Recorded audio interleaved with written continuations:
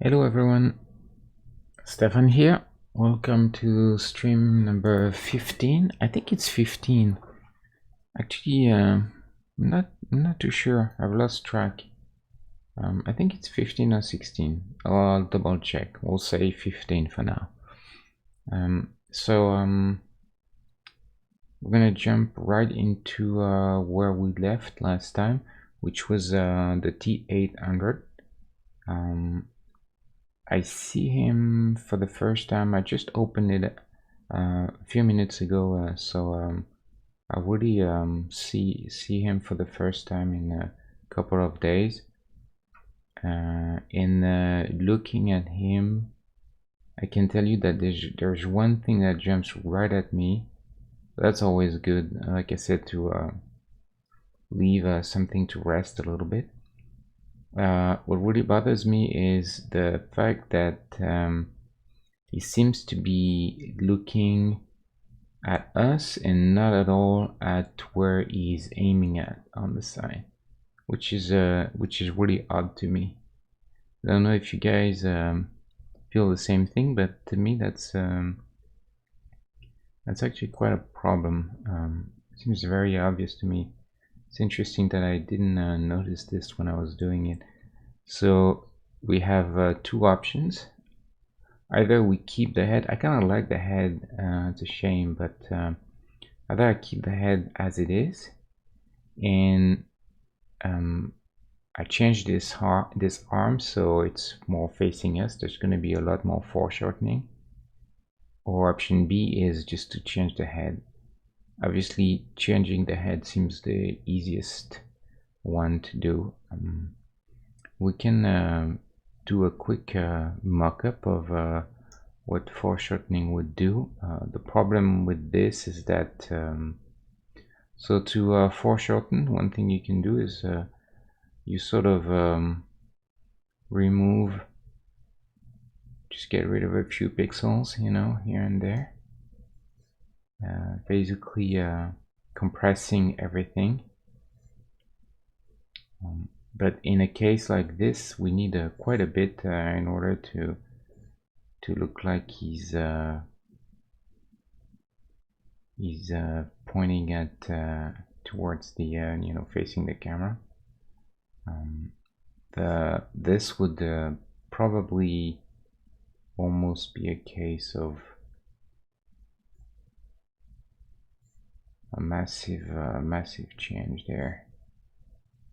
I'll do it really rough, not well done at all. Doesn't matter. We're just playing with this. So the problem with this is obviously it's gonna be black on black, and there's gonna be it's gonna be quite tricky to get this to work. But we could, you know, with some effort, we could do it. Honestly, I don't think it's worth the trouble. If it was, because it's kind of an iconic weapon, this grenade launcher. So I feel like it's a bit of a shame to just compress it like this in foreshortening. So, but this just so you get a you get the idea what should be done in a case like this. You know, we'd have to really spend the time and do it well. We'll do a quick, very quick rough mock-up. Doesn't matter at this point. We're just experimenting.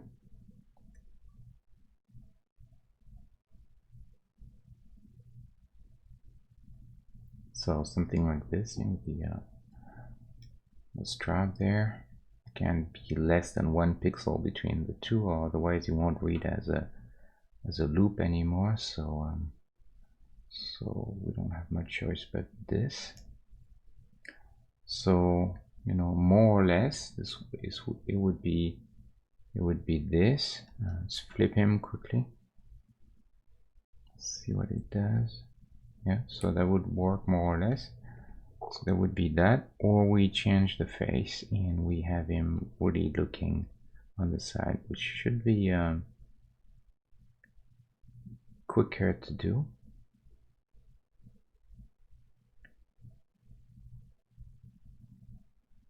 One thing I could do is also have the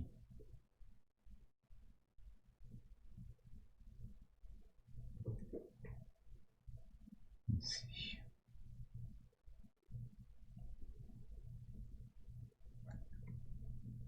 I'm gonna keep the hair for now. We could keep the, because he has some sunglasses too, so we could try and play with the sunglasses. Oh, sorry. This always to see if there's a way to make him a little bit closer to what is in the film. But this may be a little deceiving, the sunglasses at this size. We'll try without for now. Just the eye.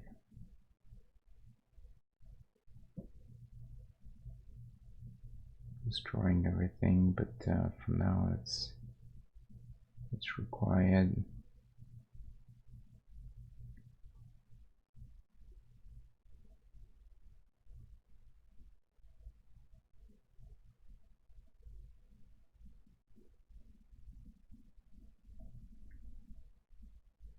Go back to something clean because I'm a bit lost.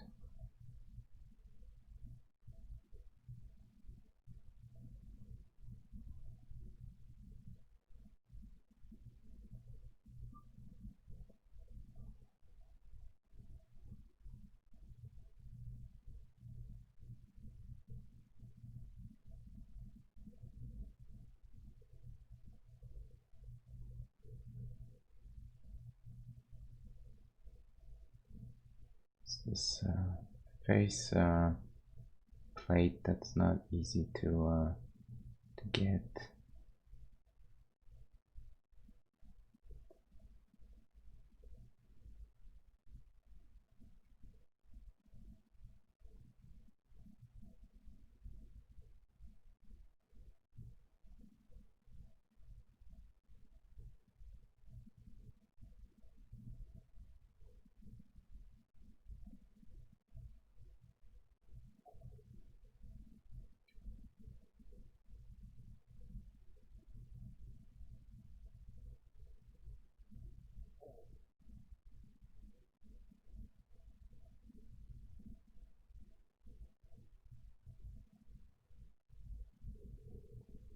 I have to get the jawline to read.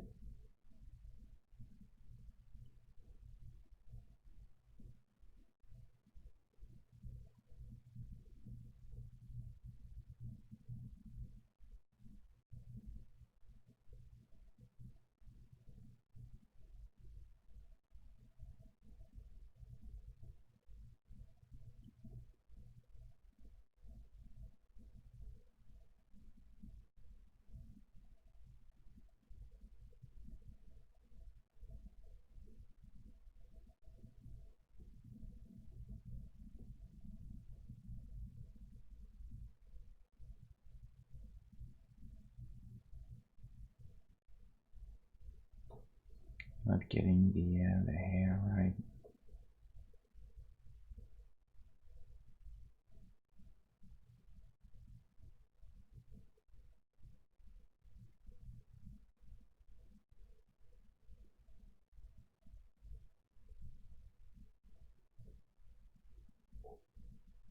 Better. Then I want to suggest the ear.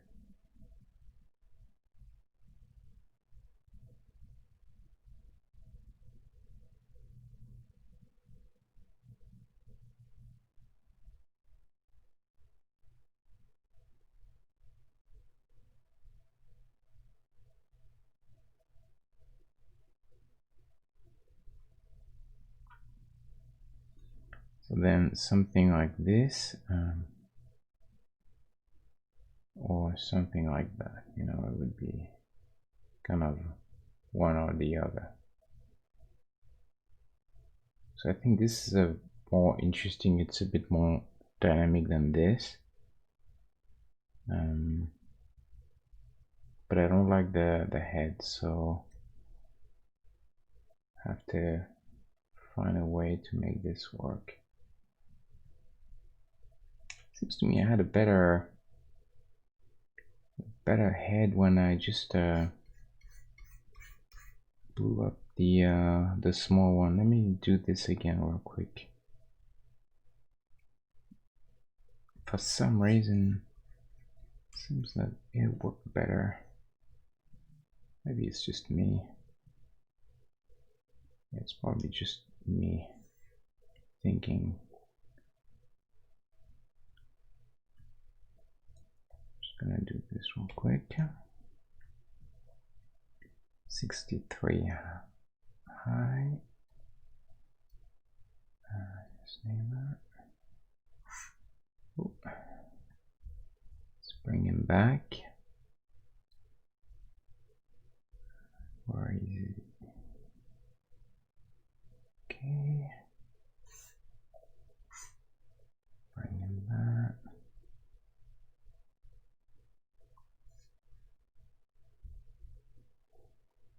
Small. Okay, where are we? Down there.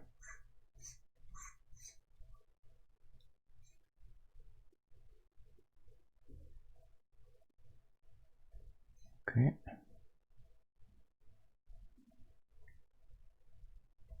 This.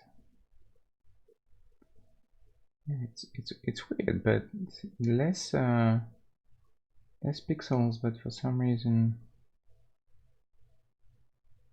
trying to understand what's the big deal there.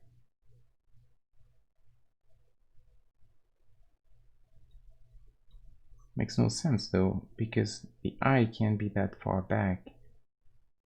So watch, I'm gonna work on it and I'll end up exactly where I was with the other one. Watch this, guarantee.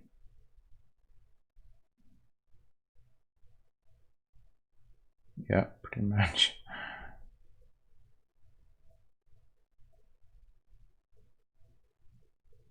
Maybe a bit more hair doesn't hurt though. I'll mind that.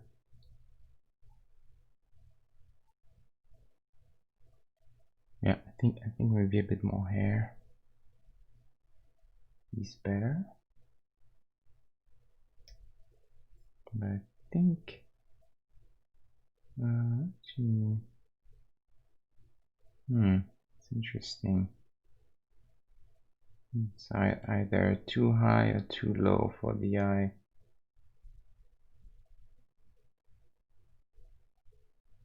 Let me try and just suggest some shades first. See if this would work a bit better. Yeah.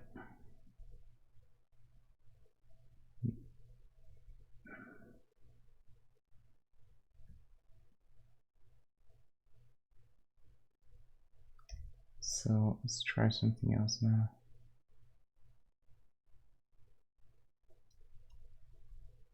One more pixel in height.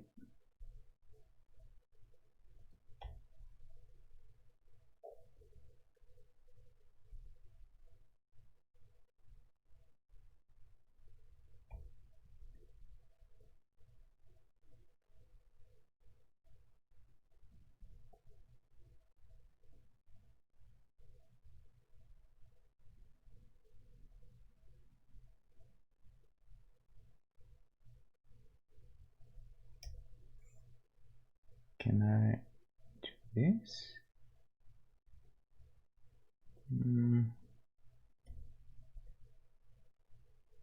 It's kind of annoying.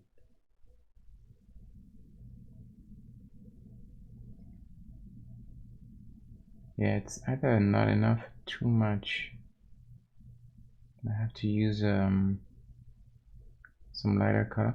So that's a good trick when you see if I go really dark. 100%, then it looks like there's really not enough space between the sunglasses and he doesn't have enough brow. And if I go this, it seems like he's in a too shaved head. But if you go in between with the color, then you get the perception that the distance is sort of aft. So that's something you can do when there's nothing else works.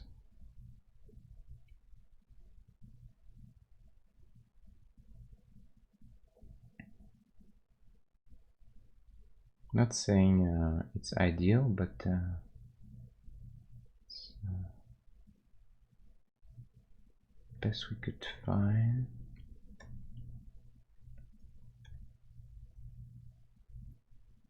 I'm gonna try to get a bit more shadow there.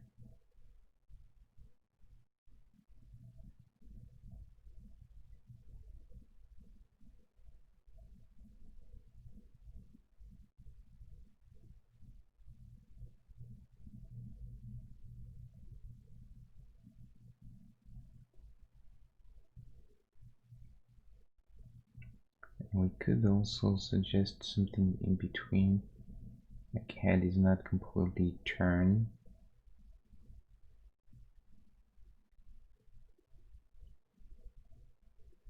But almost.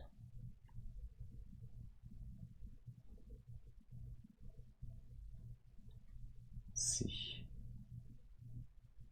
Oh.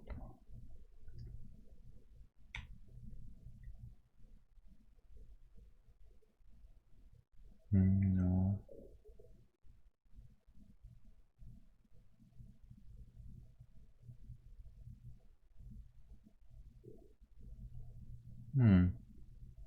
It's kind of tricky.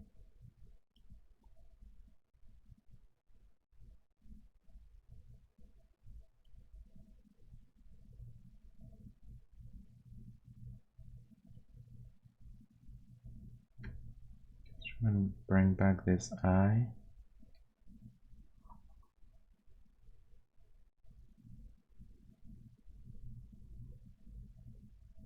It's funny how stuff sometimes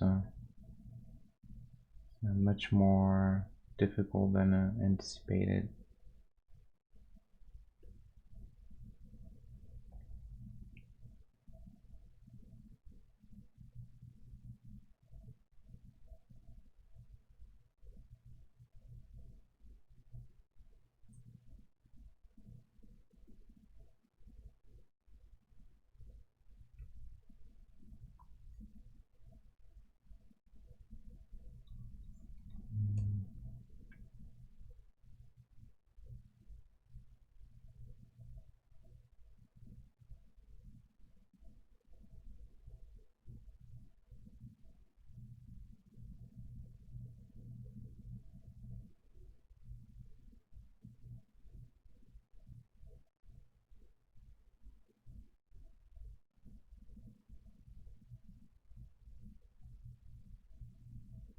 Don't want the head to be too big either. Oh, this guy.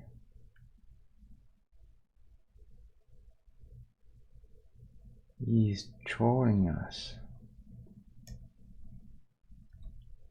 Let me see. The height. Just want to make sure that I'm I'm in line, more or less. Yeah, so that's okay. Let's try something like this.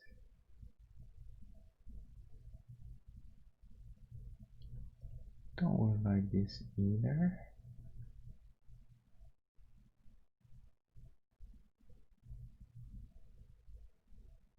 No.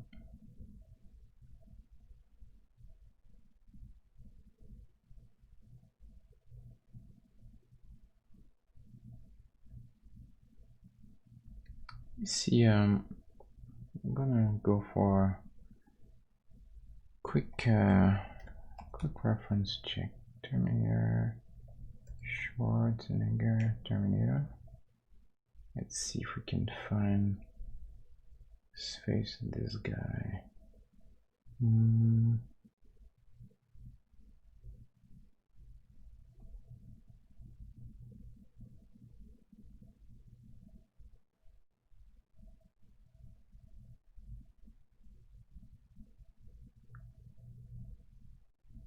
Okay.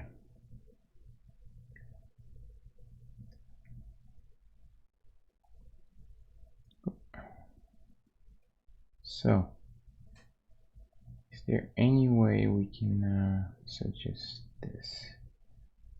Maybe we need to show more of a nose that gets in the yeah, see, because I feel like I was missing the nose there, cutting the glasses. So that looks a little better.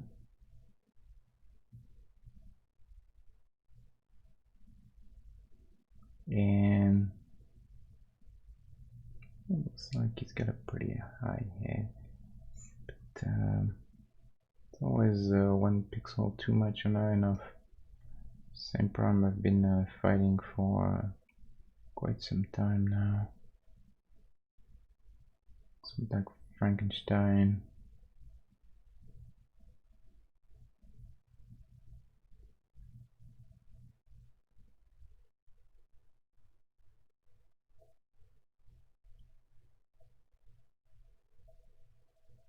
Okay.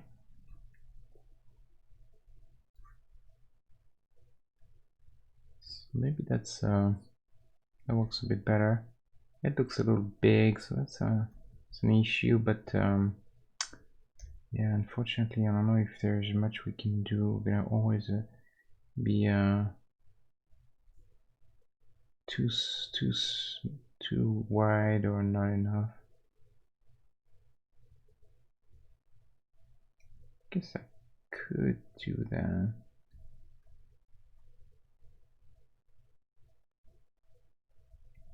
What if this is hair then? No, don't like this either.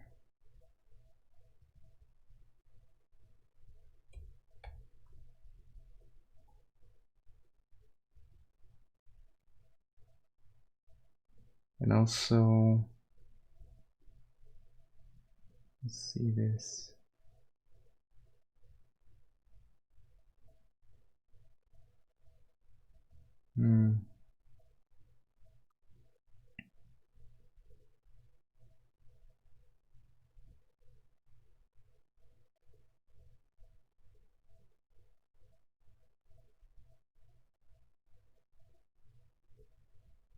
Pretty tricky man. Maybe we can just shade his face a little bit more, then see if this would help.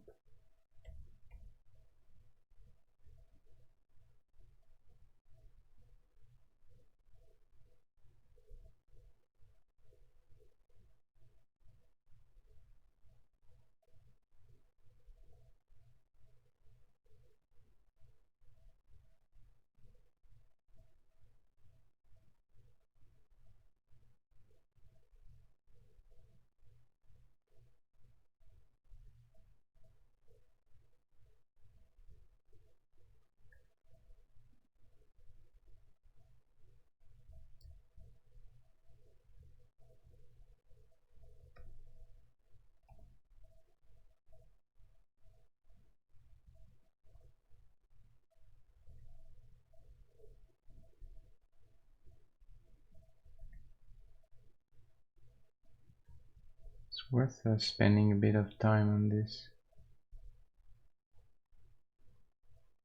You don't want to mess up the head too much. It's kind of important, you know.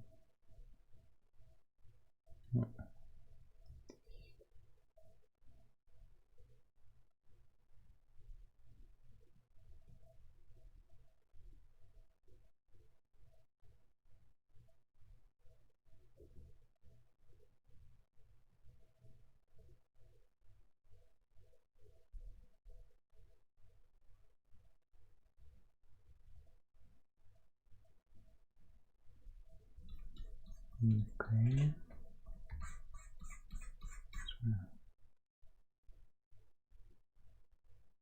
Lighter cutoff for this.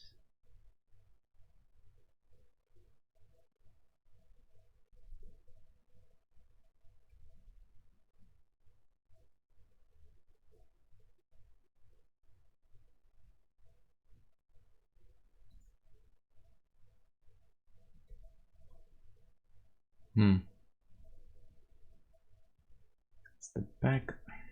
It's the it's really the hair. Never feels quite right.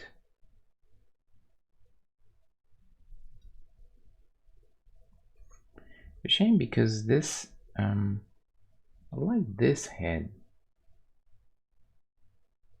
I like this head much better. Let me see. I don't need him anymore. Yeah, I like this head better than this head. This one seems too big. Ah. Come on, Arnold. Don't do this to us. Be reasonable.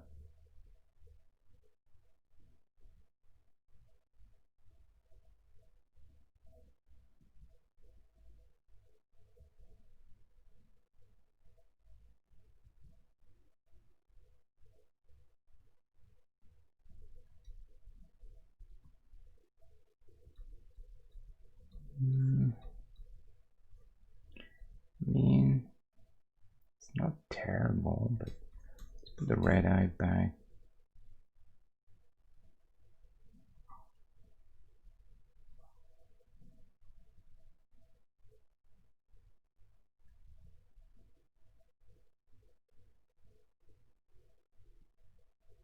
Okay.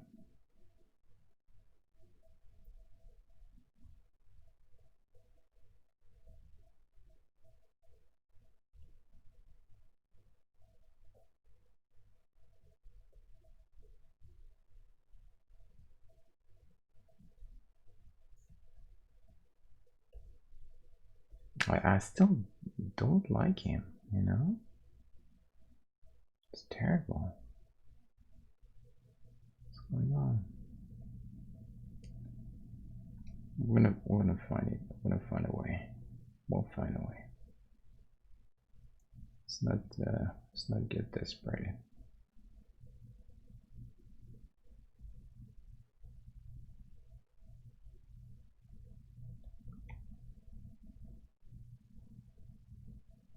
Has to be a way to make this to work more or less.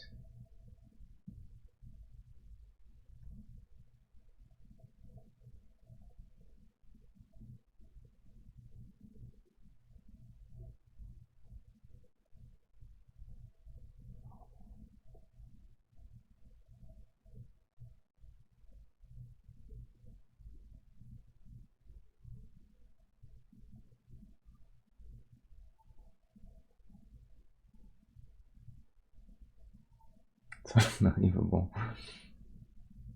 What is the secret?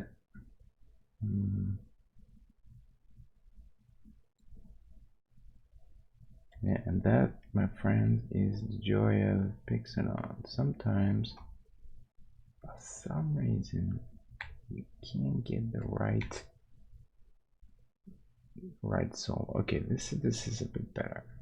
Now, please tell me he still looks in the right direction. Problem is that now he's not really turning, is it? I think I'm gonna have to foreshorten this a little bit. So we'll do sort of a compromise. Turn his head a bit more than this, you know, this to front. But still we need to foreshorten this a bit. Because I bet you that if we flip him, see, I feel like this is too like straight up facing away from him. but there he's looking. If we look at top view, like this is his face, and this is the shade. Very good, big nose. I feel like if there he's looking this way, then you know, it's like top view is looking sort of like there, but the gun is pointing almost straight up, right? So I think we need the gun to foreshorten the gun a bit, so it's a bit more like this, you know, if that makes sense. Let's try this.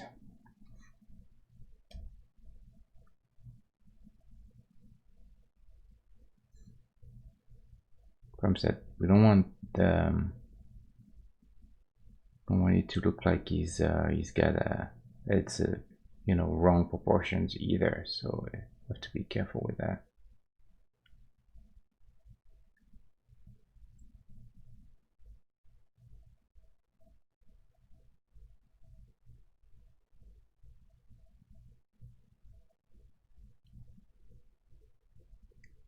This.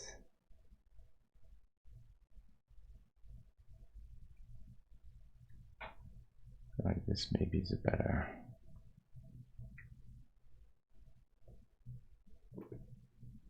Yeah, I think that's probably okay. He looks huge. Yeah, he's a bit too gigantic now. He's ginormous. Look at him. I mean, granted, Arnold is supposed to be a pretty tall guy, but that's overdoing it a bit. I think we can. His legs feel a little long anyway to me, so I actually don't mind. Don't mind him being a little shorter. 1 pixel might do it.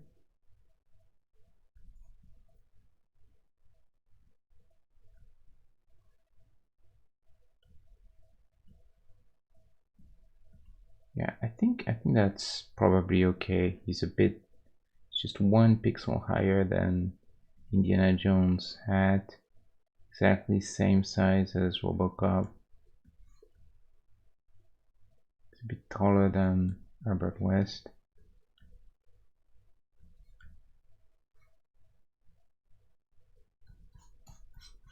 What do you think? Yeah, I think it's a good size for him. Seems about right compared to Sarah Connor. He has to be much taller.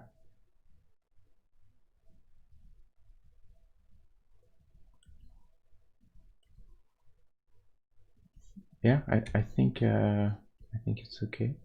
Let's compare him to Luke. Yeah.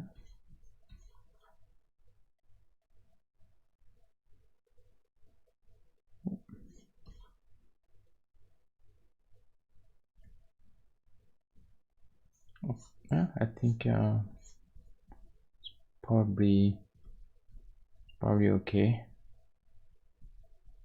Let's do that then. So now, what else? So I think I'm okay now with the way he looks there. Yeah, I didn't like this very much. I'm gonna discard this. Keep him like this. Let's flip him. Yeah, I think this works better now. It's about right. Seems like he's pointing. He's looking at where he's pointing with the gun, more or less.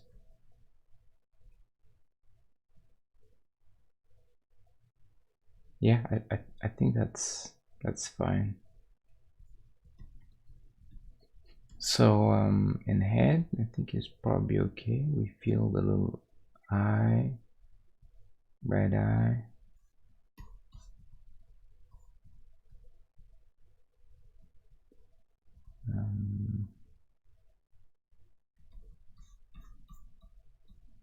Where is it? Okay, here. So should I add one more pixel here? Maybe.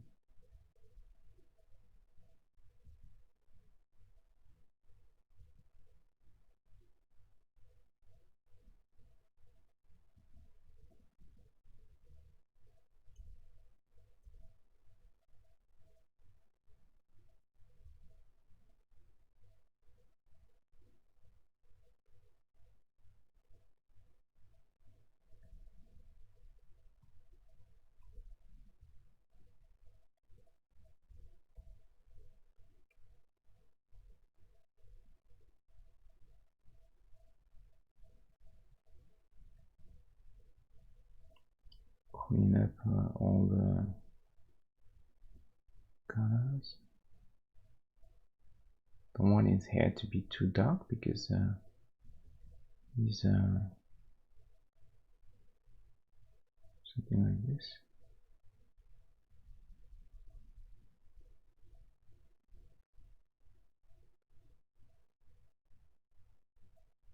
Yeah, I think we got him. This shoulder seems a bit low, maybe.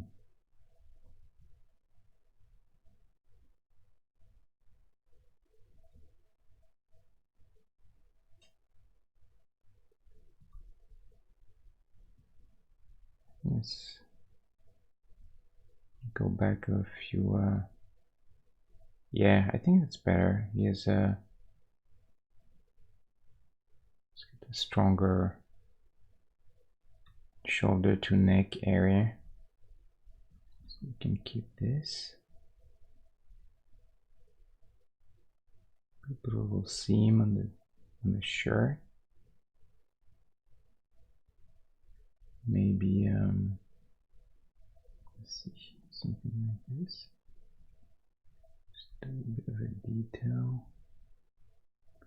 I don't want the shirt to be confused with this part of the jacket though.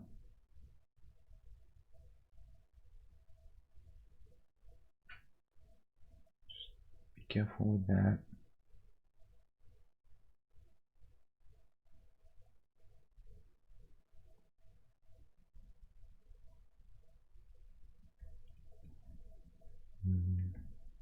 Okay. Show this pixel here.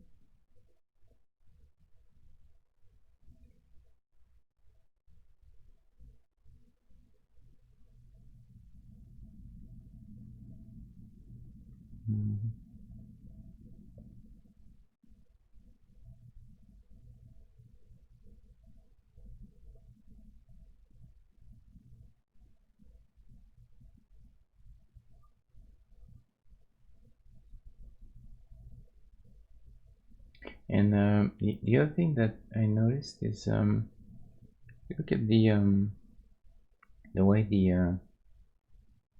the belt of shells is doing. It does this sort of weird S curve. It's not ideal, I think. So I think I'm gonna have to fix this a bit. First of all, I think we need one more at the top. There. This might be a bit tricky to get the right to get this to read properly.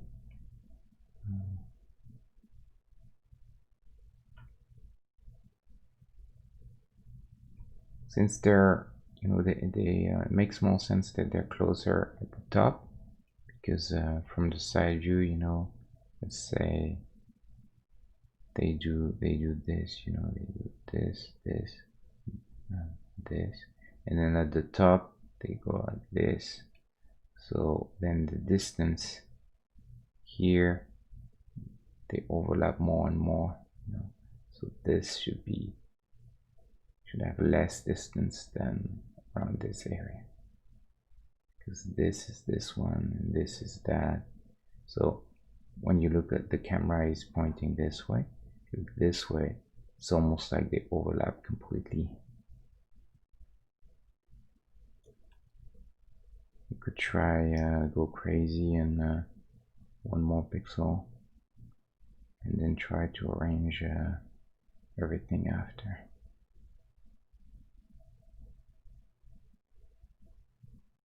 Put a bit of distance, and then we'll try to fix this now. Okay, so here it's directly one next to each other, then we'll go 1 pixel difference between those two. Yeah, and then here it's just a matter of moving it a little bit. That's unfortunate because now it's too. We don't really have a choice there but to do this.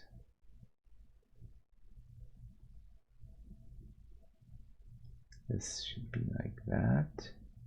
I'm trying to be consistent in the way we draw them. Same values, just to clean up. Nice and clean.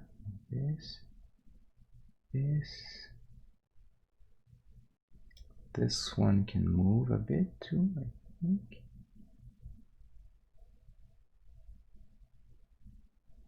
And then this one I'm going to move as well.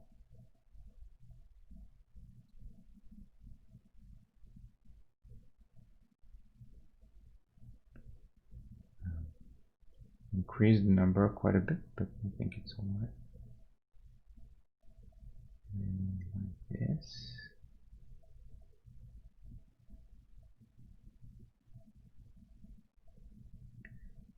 And finally,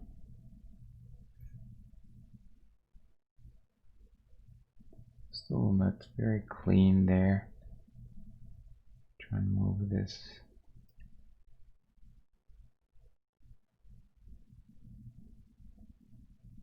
I think it's unfortunate, but it's almost like we're guaranteed to have a little bit of an issue at some point.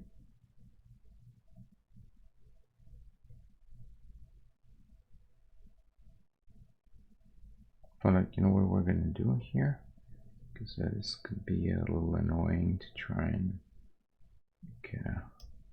just gonna put this on the layers, and it'll be just easier to move around.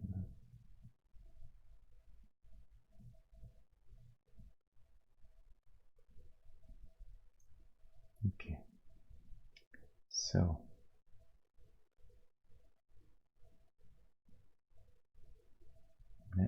this one is not right either. I'm gonna have to go almost straight down. Let's see what if we do that. Is it crazy or not? It's a bit too, yeah, it's a bit too even. So there's no choice. It's gonna be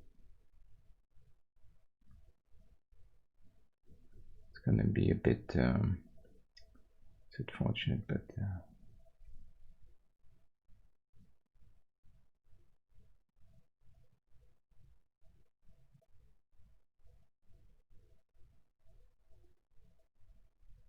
hold on.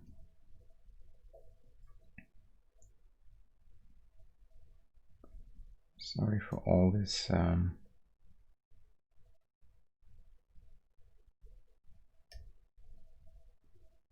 all these questions, but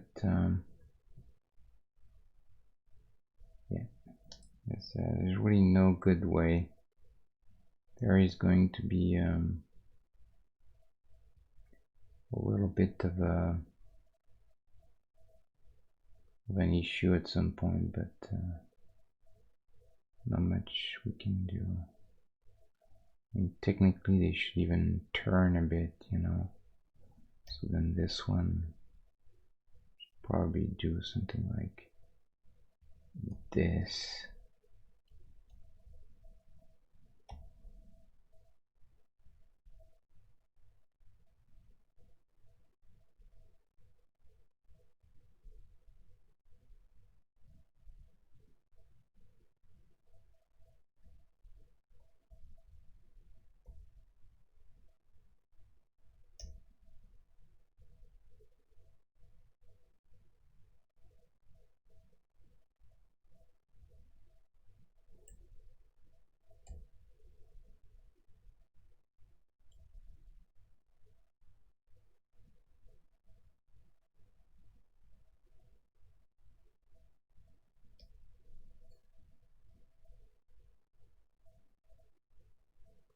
Kind of tricky, actually. I wish it could feel perfect, but it won't, you know. There will be, no matter what, there will be a bit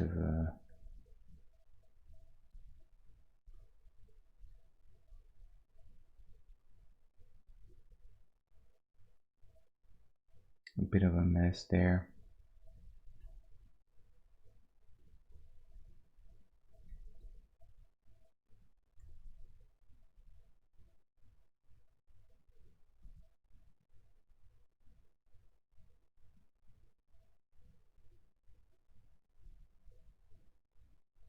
Sometimes when you do something like this, one thing leads to another, and it's kind of like a chain reaction, and you end up changing quite a bit of things.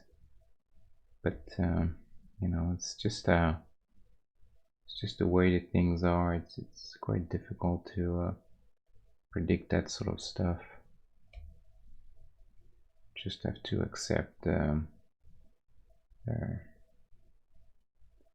random quality of things. Sometimes things is just a bit messy, you know. You have to try and make it work with a bit of patience.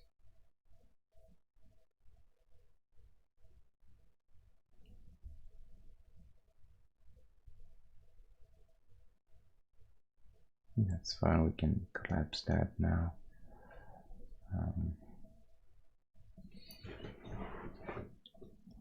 Try and get maybe a bit more.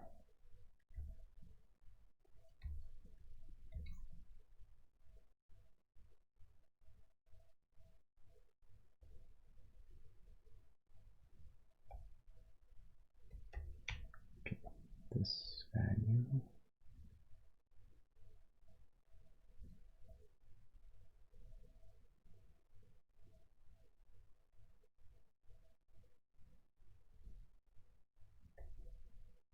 Keep this simple, in fact.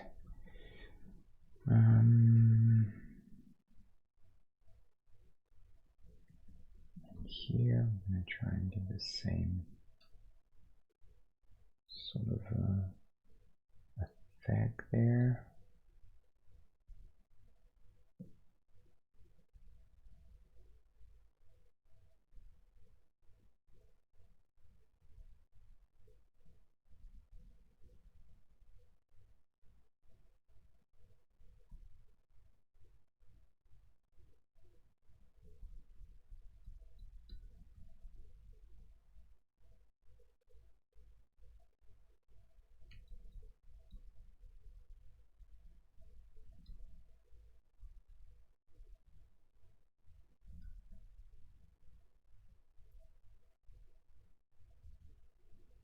Gonna leave it like that for if I stop the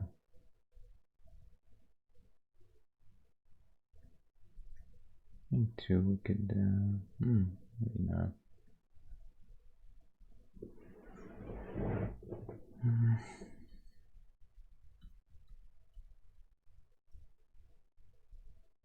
Let me clean this up a bit.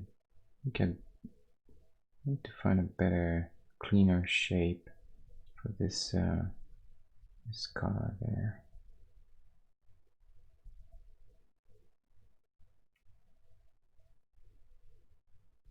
Maybe just suggest one button or something, like he has here.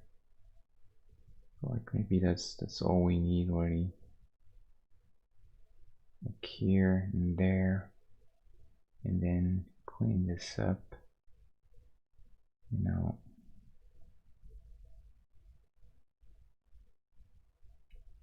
Felt like he was starting to look a little bit like he had too much stuff going on. Could be higher too.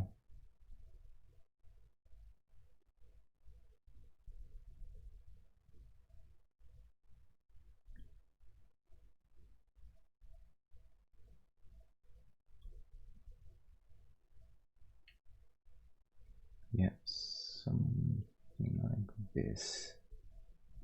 Just a bit cleaner.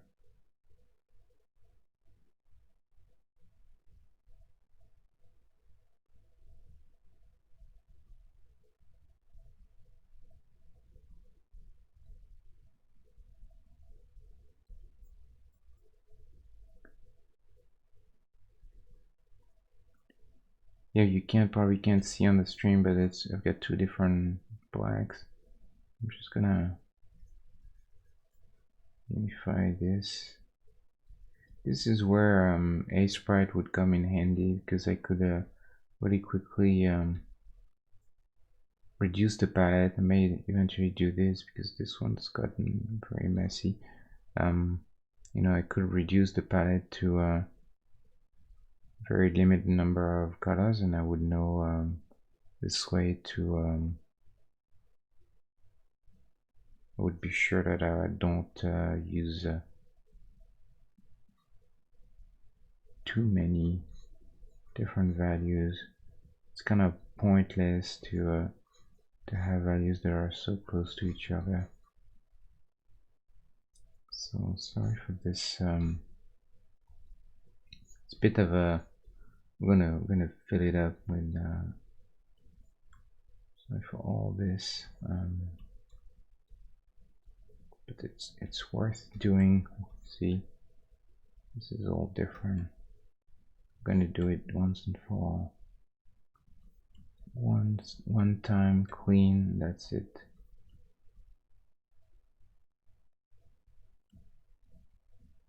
Let's check where it's at. So all the red is protected, won't be affected.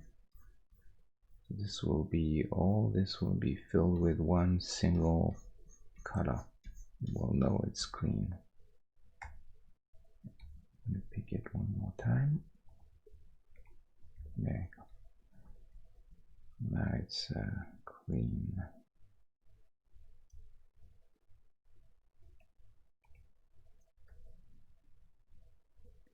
And I'm gonna see if I can go just a bit darker. Alright, this is black, pure black. It's a bit too light, so I'm gonna go in between. Somewhere there.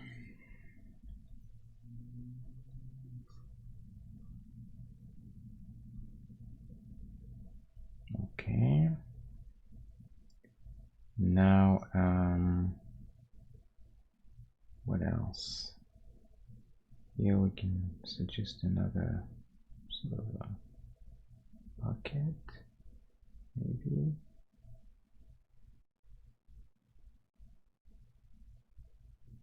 Again, I want to be careful because things tend to mix up with the belt, and I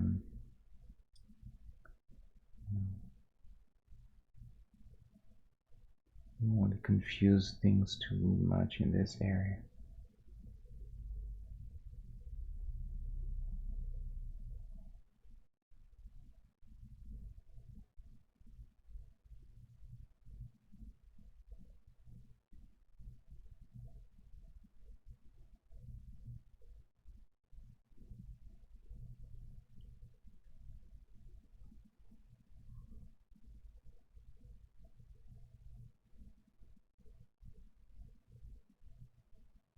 quite complex. There's a lot of different little zippers and buttons and everything. So I think it's good to try and convey this complexity a little bit, because it's, you know, it's kind of part of what it is, but not to a point where things start to get too difficult to understand.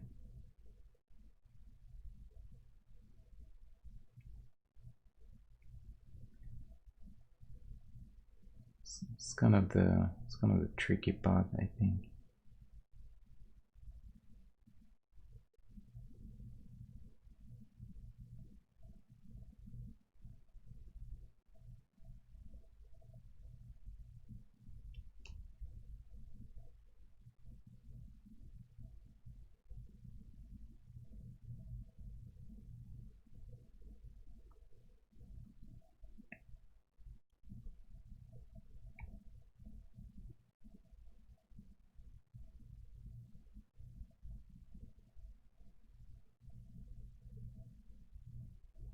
Okay, I think now I can start to move down a bit more.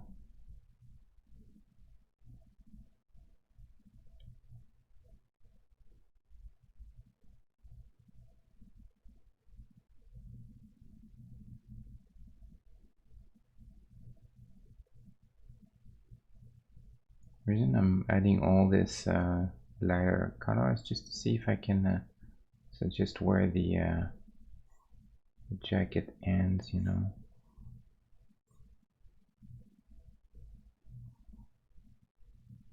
But I don't know if that's something we want to do necessarily.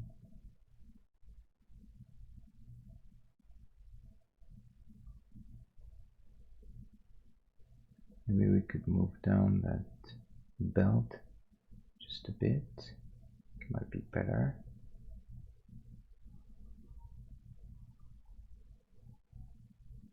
I don't know, maybe not actually. So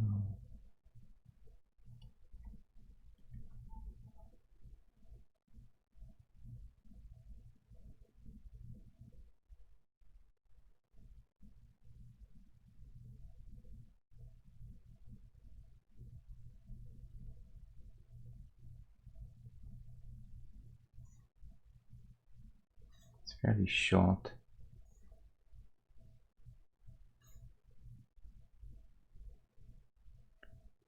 Let's see if I can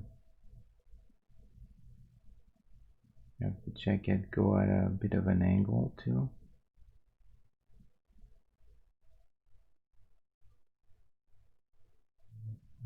Maybe that's a bit better.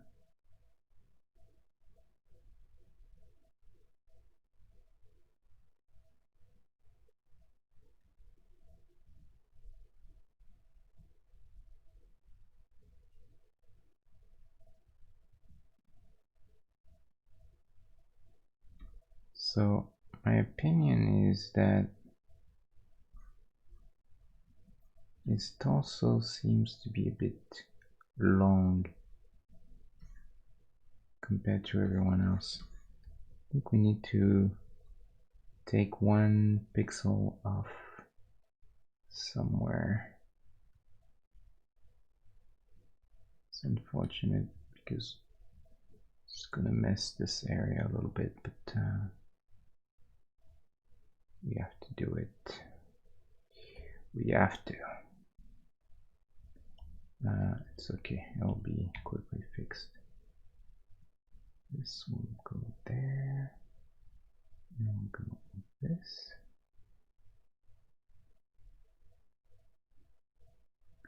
Put a little end to it there.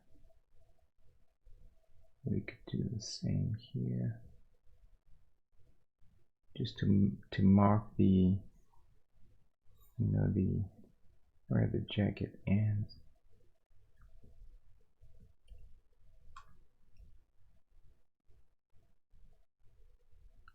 can do that.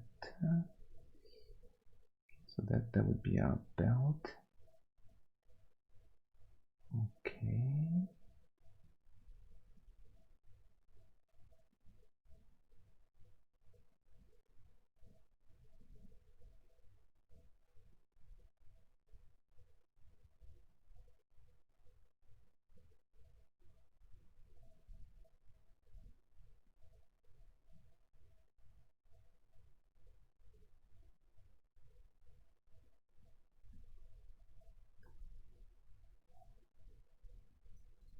So see, it's interesting because if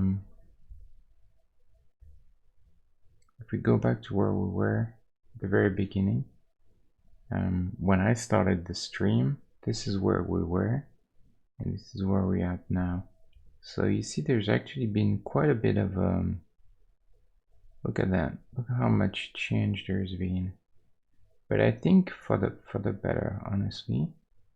Look at this compared to this. I think he's a bit beefier. He's got a, you know, sort of a wider chest. Head seems to be better overall, more in line with looking properly where it's aiming. So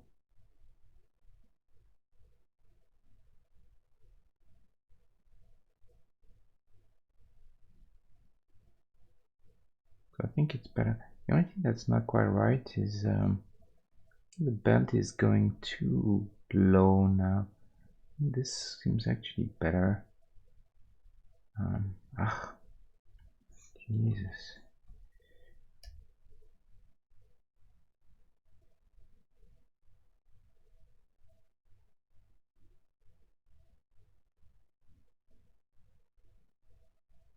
And now you're thinking, oh, he's back to this thing. I know.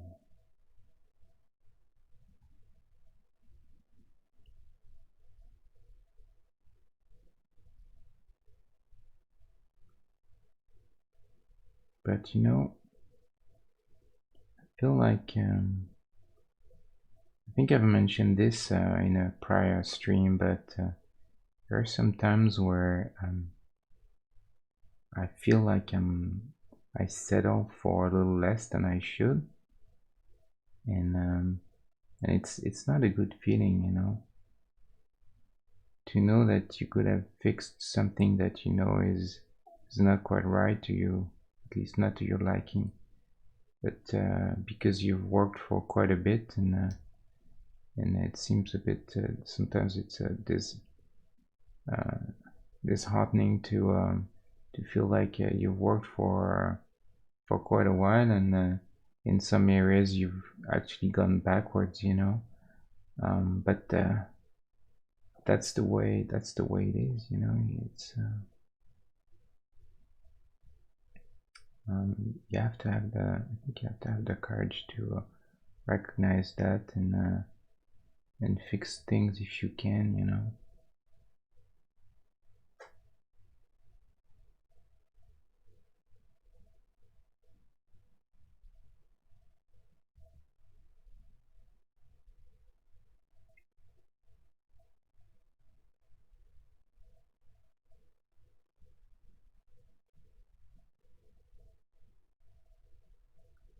I don't really like spending much time on a character, but I like it even better, even less when I feel like I've messed up and I didn't do what it takes, you know. So that's where we at right now.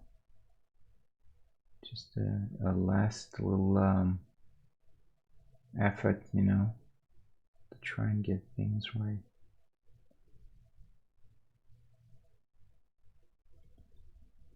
And I think that's why also sometimes I'll go back to beginning just to make sure that that I really see. I think this is a better curve now compared to what it was there.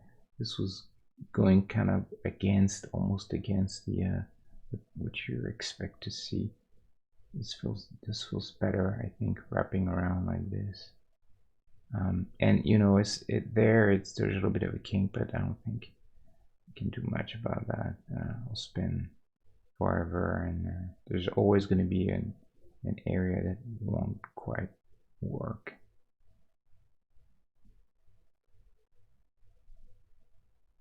But overall, I think character has progressed quite a bit.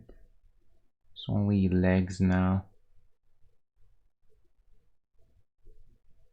Yeah. I think all of this is about right. We're just gonna try and get the legs. I wonder if we should try and there's really not that much detail in the leg. Oh, I'm gonna go for a bit darker there. I'd like to be able to just gonna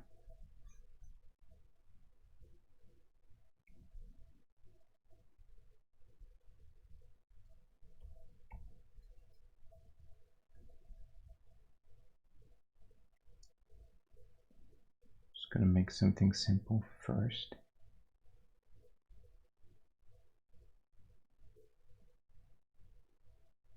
Just want to be able to read the bit of suggesting a little bit of a folds there, you know, like around this area. This is where there's usually the most folds. So see if we can just get this to read, and then but keep this so that we can clearly see where the jacket stops. I think that would be good if we can do that.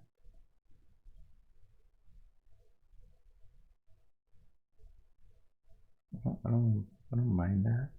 It's a bit too symmetrical, but we can probably fix this.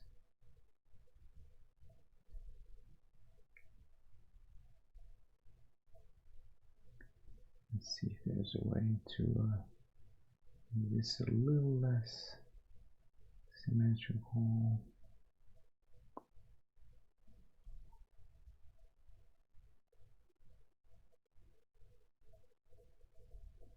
Let me flip this.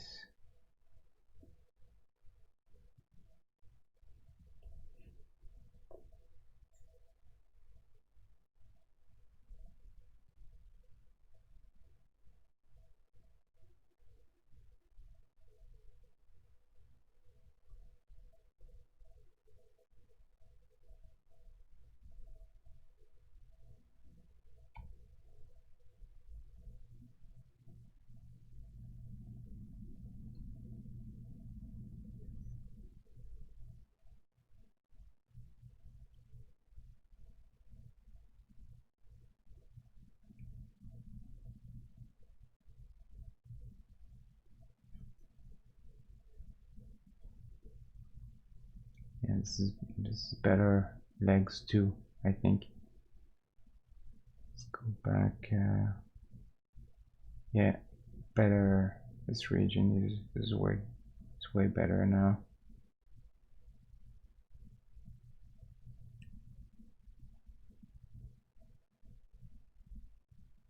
So for if you join the stream now, you may wonder, well, this is nothing like the Beverly Hills Cop, because that's the title of the stream. But I guess I got ahead of myself and assumed that I was gonna take 15 minutes to quickly fix a few things on this guy and then move on to the Beverly Hills Cop. But yeah, I didn't see this coming. It's taking more time than I was thinking. So we'll still get to the other guy.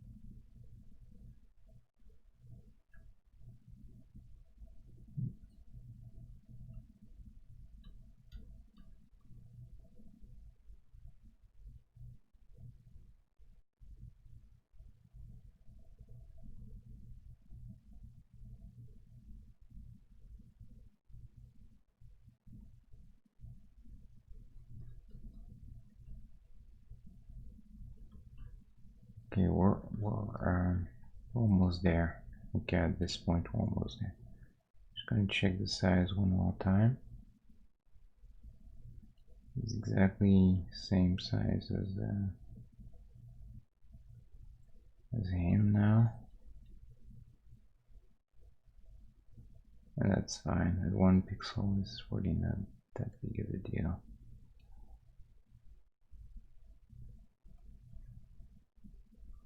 I think that's all right. I think it's still pretty big. Yeah, I think it's all right.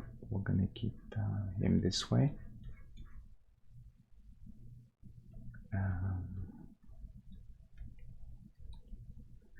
Okay. I think it's gonna be the end for him.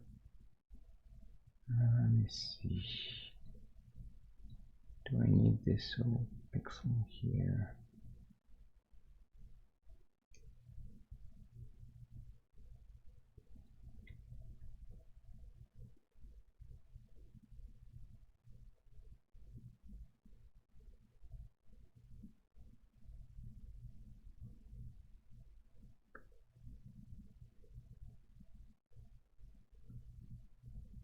Pretty confusing in this area, but as long as we suggest that there's a hand somewhere, that's probably fine.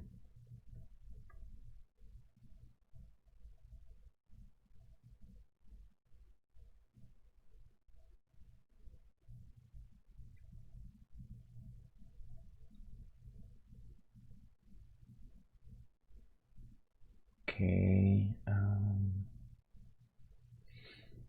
think I forget anything.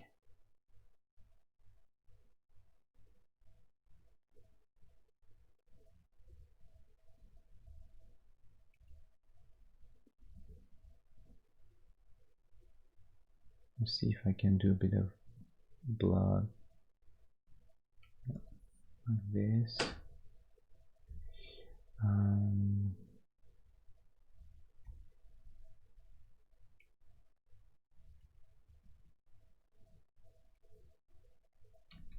It's good, it's good. There's an edge there. Okay, I think he's clean now. Okay, we're finally done. Terminator resisted, but we conquered. We overcame the Terminator.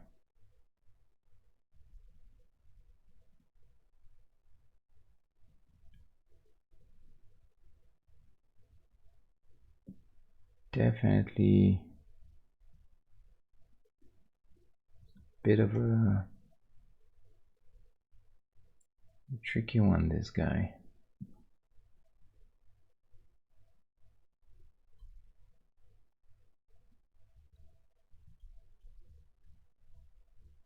Okay, I'm not touching it anymore. That's it. I'm done.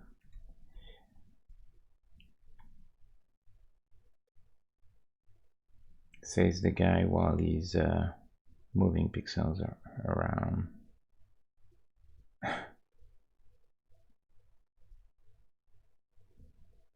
Let me tell you, if you're a bit of an OCD, don't do pixel art. Or maybe do it, because you'll be very good at it. But I feel like it takes a certain mind to do this craziness.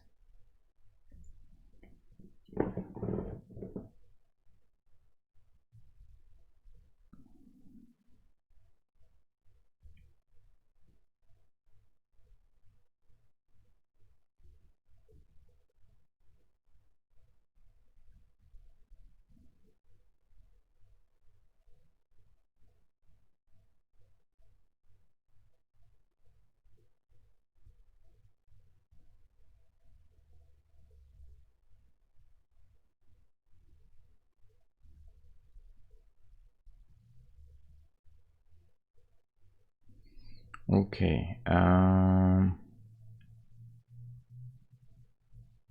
last sanity check.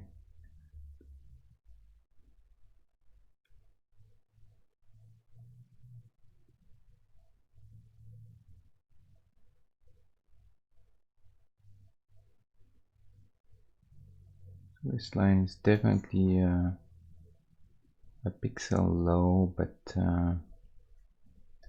don't think it matters much. Let me just do this real quick.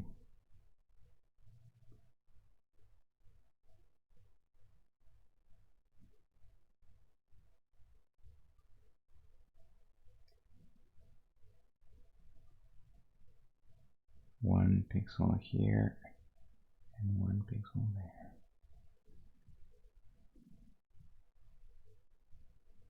Let's go back from here to there. Yeah, I think we could do this. That's it. That is it.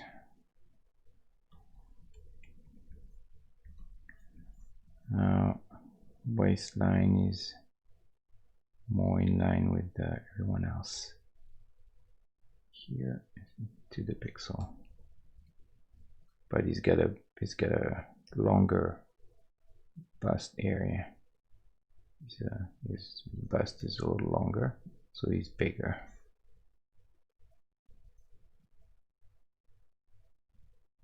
Which is fine. Yeah, okay. Okay, I'm done with this guy. Let's put him back where he was. The shadows back on.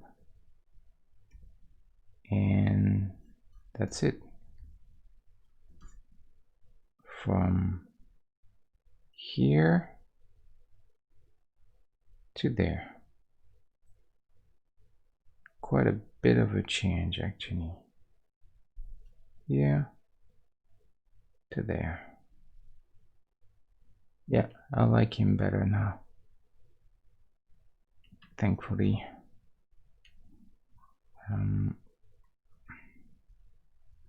Only a minute more. We don't need him. And that's it. We're done. Done with him. Oof. Okay. I've been streaming for almost well, 8:30, almost 1.5 hours already. That's crazy. It's crazy. Just for this. Oh well, it's what it is. Now, how about we start really quickly? We start, and I don't think we'll. I mean, unless I don't think we'll get to finish him, but let's do Beverly Hills Cop. Beverly Hills Cop. I'm gonna talk too much about the film. I don't really know much about that film, actually. I mean, I've seen it, but I can't say that I have a ton of things to say about the film, or I don't know much. But it was a good one. It was fun. It was a good action comedy, I found. So looks like this is the pose. I mean, frankly, I don't really think there's much better than that. That seems like such an iconic pose for him that I don't even see the point of looking further when we have such one-to-one perfect reference. Sometimes it's easy as that, you know. So crop this, and yeah, I can crop it. And okay, let's go. So it's interesting because if you look at, I did Ferris Bueller, very small, and I think he had some sort of similar pose. He was leaning against something. I just want to check real quick to see if I could use this as a starting point. Trying to, yeah. See, it's kind of funny. It's actually quite similar in a weird way. I wonder if I should just I think I'm just gonna steal him to try and go fast, you know. I mean, it's not gonna gain a huge amount of time, but it's very, very close, and it's an actual pose that Ferris Bueller had in on one of the promotional images or the poster. I can't remember, which is funny.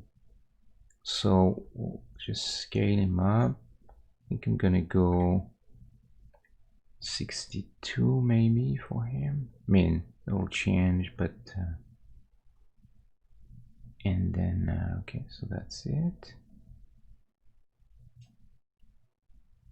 Just hopefully that'll give us a bit of a head start in that case, since I've lost so much time. I mean, it's not that I've wasted time, but I've certainly spent a lot more time than I wish I had on the Terminator. So let's get rid of that. Go back to characters. He's here.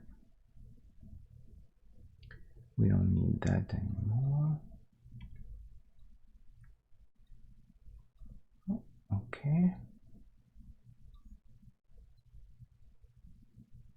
There. So yeah, it's funny how similar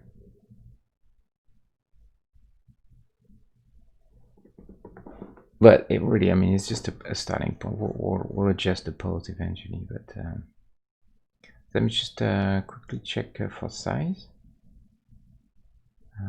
He's gonna be a bit short there. Looks like if we think that, let's say, we're gonna say that this is a waistline more or less. So in that case, maybe a pixel short.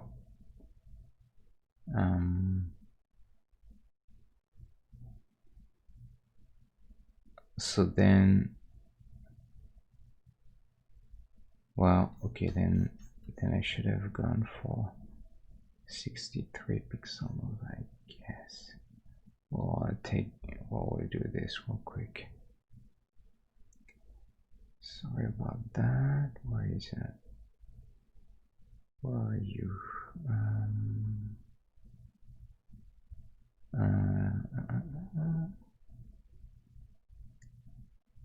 Come on, Ferris. There. Let's do this one more time. Seems like 63 is the magic number. Okay. Done. Okay. Close this. Back there. And then I know it's not this one. It's here. Okay.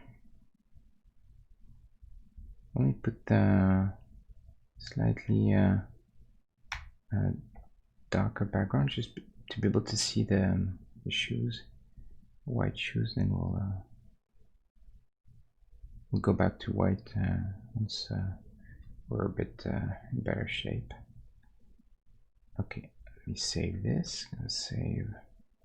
I always have 2 files at least, and at some point I just change. I save on another file just to make sure, in case there's a horrible crash right in the middle of a save. Honestly, never happened to me. I think in Photoshop maybe once to get a corrupted file. It's pretty rare, but tend to be a little paranoid with that. Okay, so let's get right into it. So jacket, we'll go. I'll pick his white. Oh, his black. I wonder if I want. No, 888. Okay, that's perfect. So we'll start with this. Go for the jacket.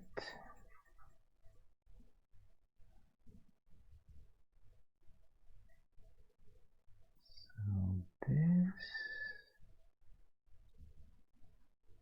shoulder, and we have this white. And we can take. Yeah, this is probably fine.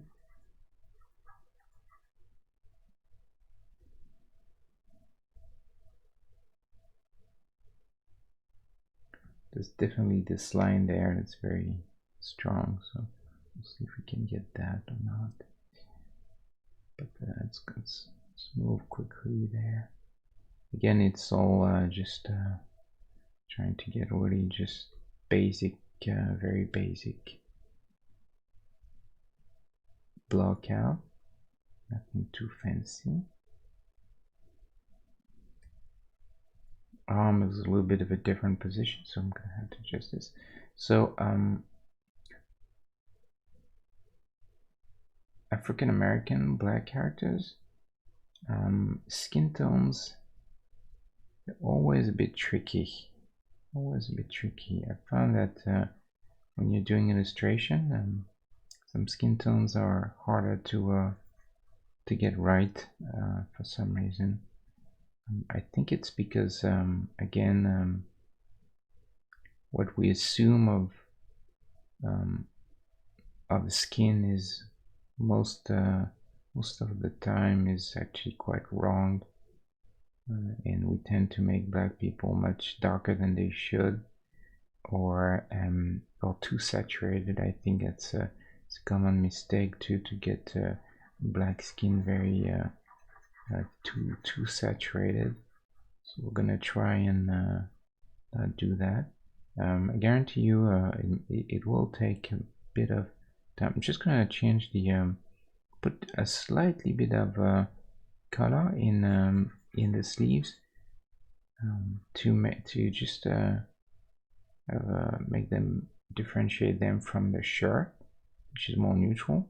It's not a big deal of change, but I think it makes a difference. You know, you can see it on the picture. The shirt is much cooler than the sleeves, so I think it's worth trying to do it if we can.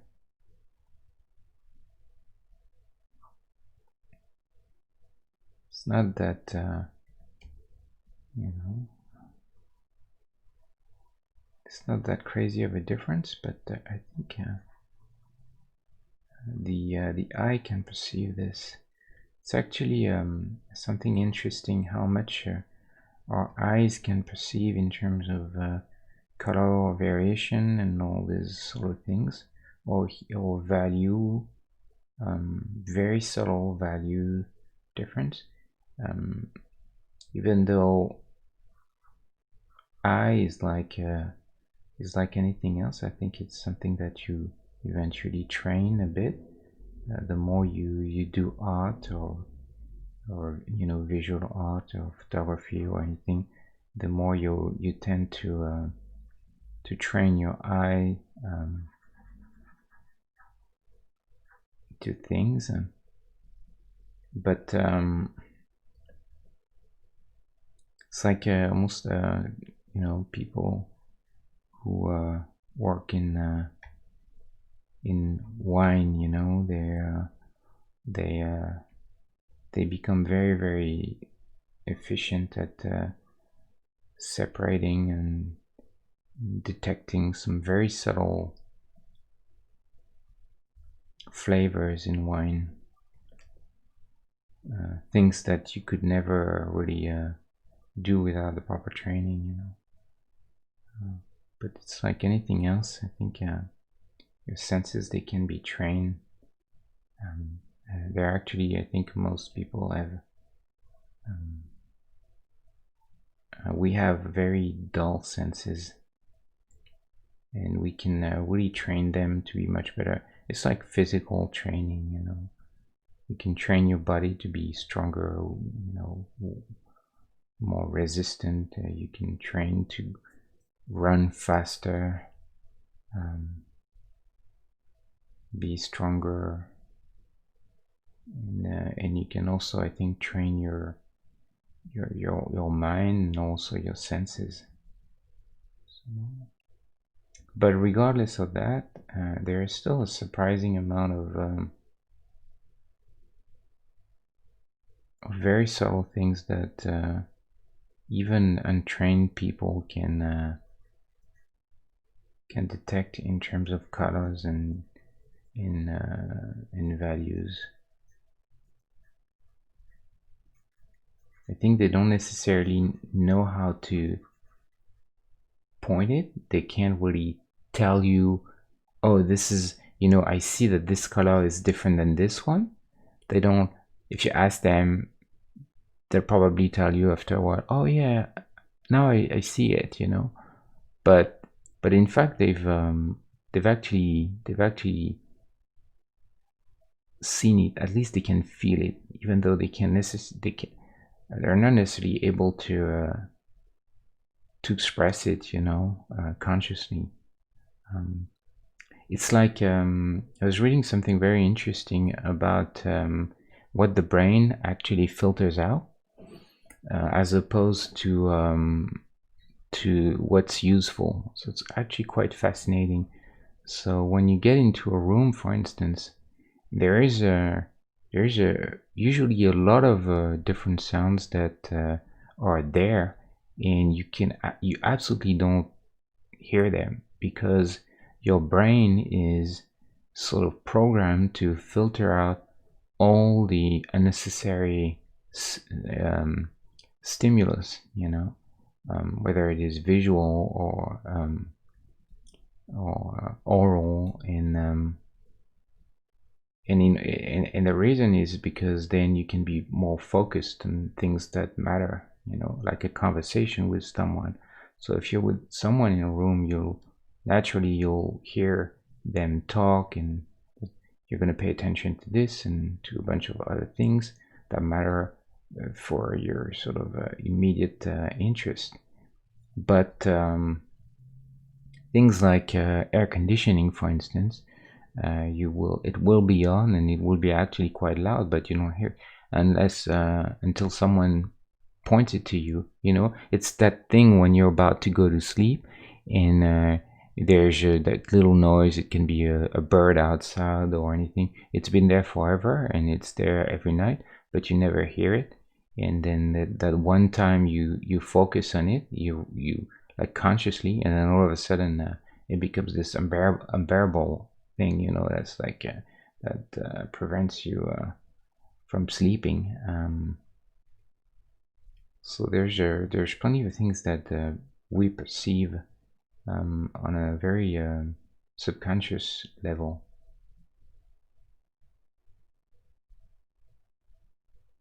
And colors and all that thing in art are, I think, the same. They're very tricky. People don't necessarily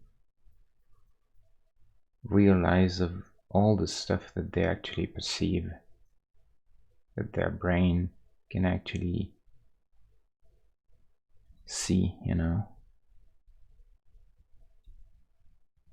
So yeah, I guess that was probably a good thing to start with.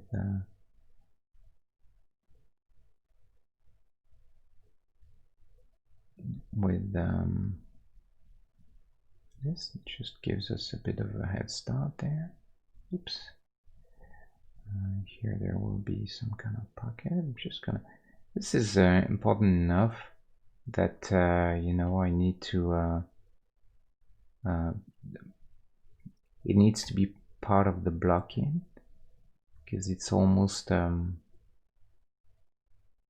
it's something that will make people recognize that jacket more.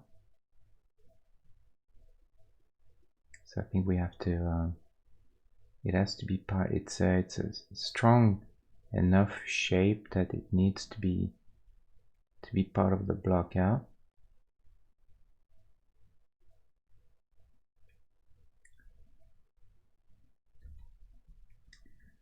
Okay.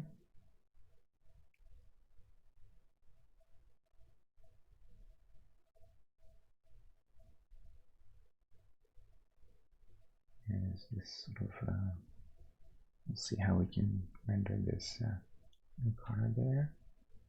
You will probably need at least one line and then go back to black. We'll see if there's a way to do that without being out of scale. I think it would be nice to have this this trim there.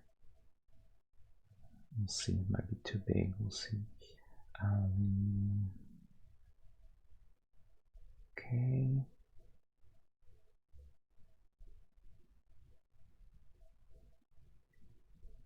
So arm there doesn't, no, it's not right. So I need to work on this better.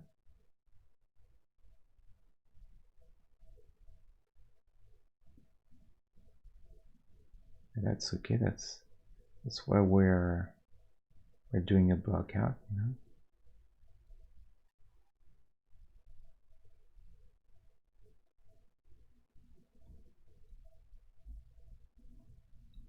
It's unfortunate that the that helmet is so light. We're gonna have to separate this. So we're gonna just move this so we have a little more space there for this. It looks like he's enormous now. It's like, it looks like he's super fat. We'll address this here. We're gonna have to make some, you know, changes, obviously.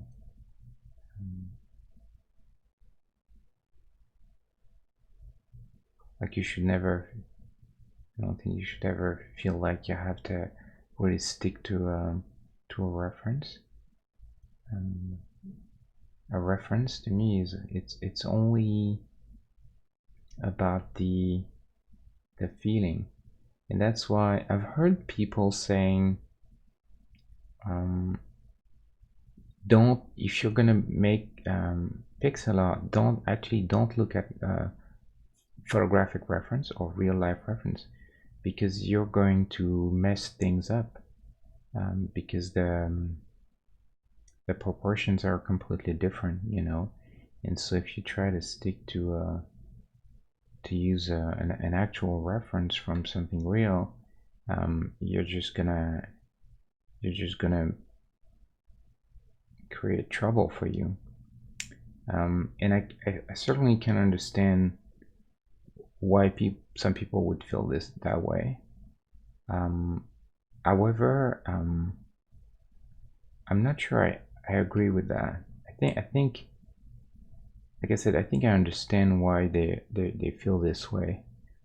But I think it's also because same thing here. See, it's going to be too much contrast.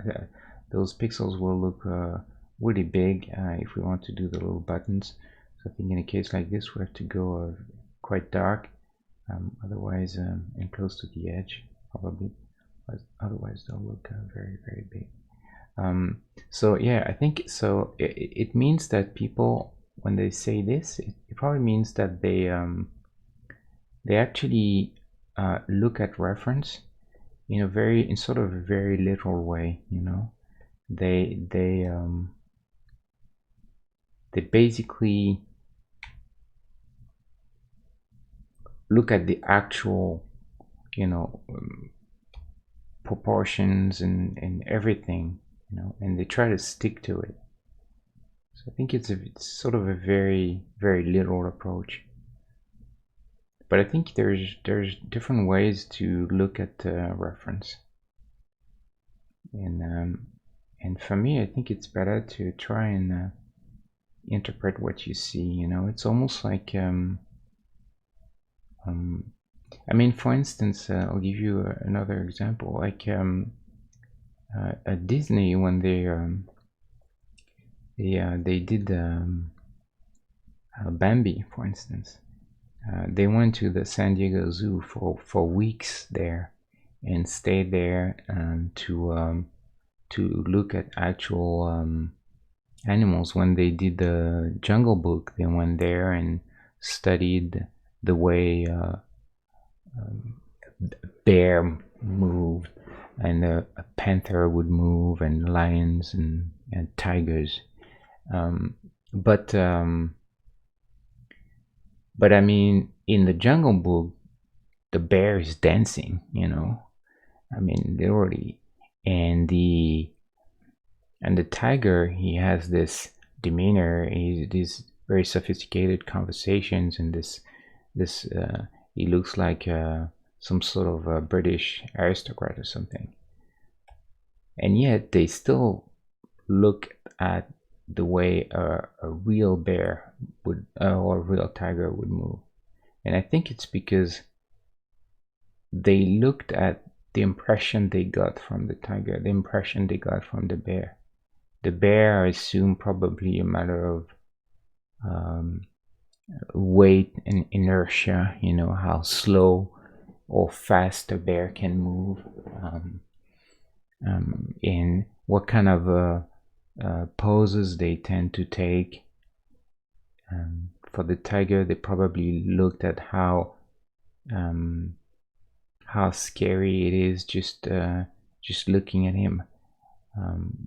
If you look at tigers, the way they move, they have this prowler attitude to them. They're very much like hunters, and there's nothing like seeing the real thing to get the impression, And so I think that's how they approach the looking at reference. And I think you could take a lesson from this. At least in my opinion, this is kind of the lesson that I took from this is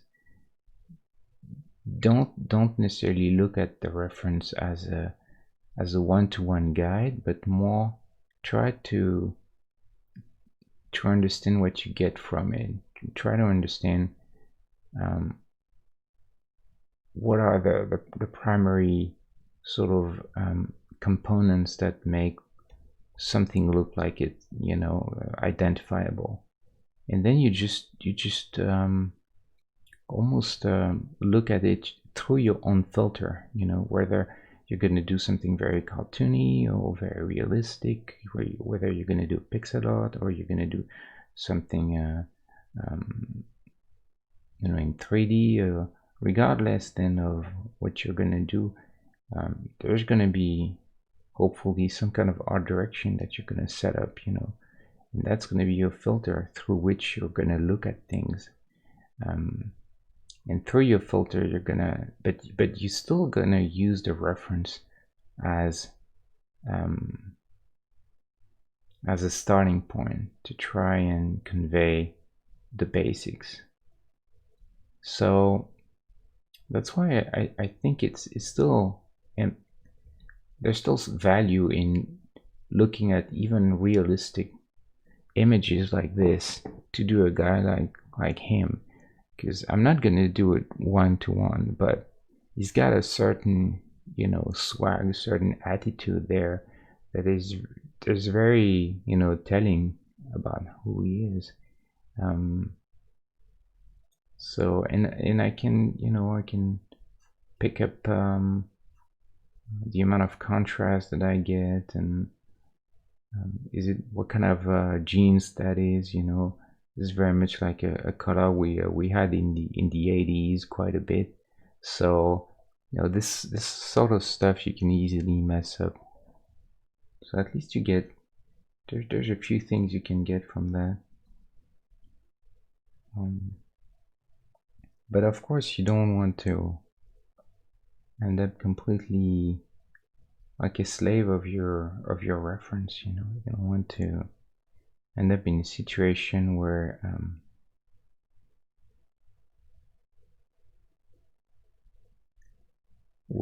the reference doesn't help you, but rather hinders you, you know.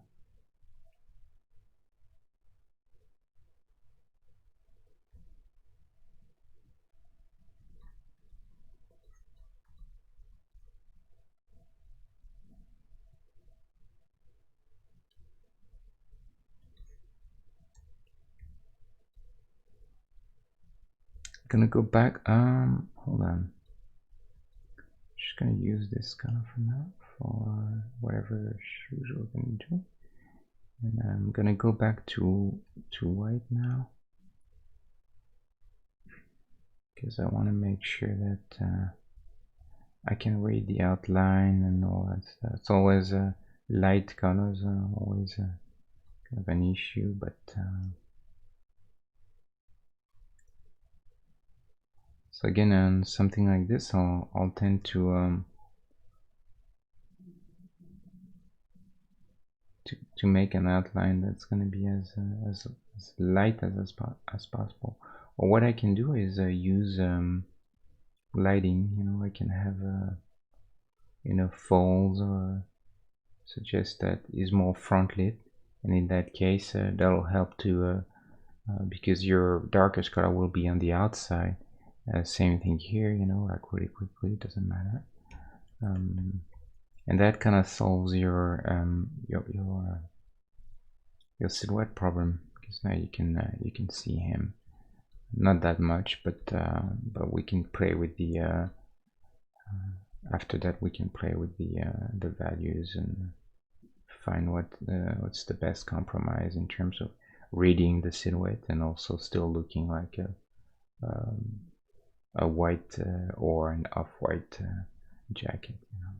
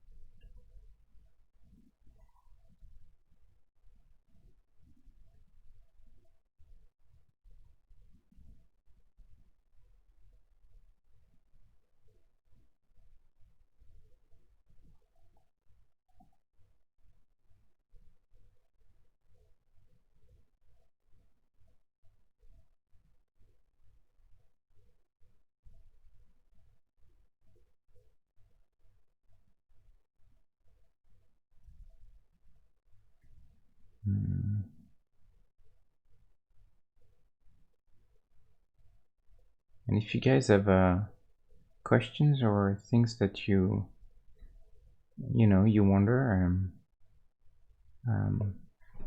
feel free to ask, you know, in the chat. It's also why I'm doing this, you know, if I can get some feedback and also maybe explain a little bit of the process. I try to explain as much as I can what I'm doing, but sometimes I know that depending on how used you are to doing this, maybe sometimes it goes a little fast, or maybe that's the opposite. Maybe you think that I'm explaining too much and you'd rather have me say a bit less, which I understand. So don't be shy. Sometimes I may miss the comments in the chat because I don't have that many people talking, and so I'm not and I'm still very new at streaming, so I tend to miss comments sometimes.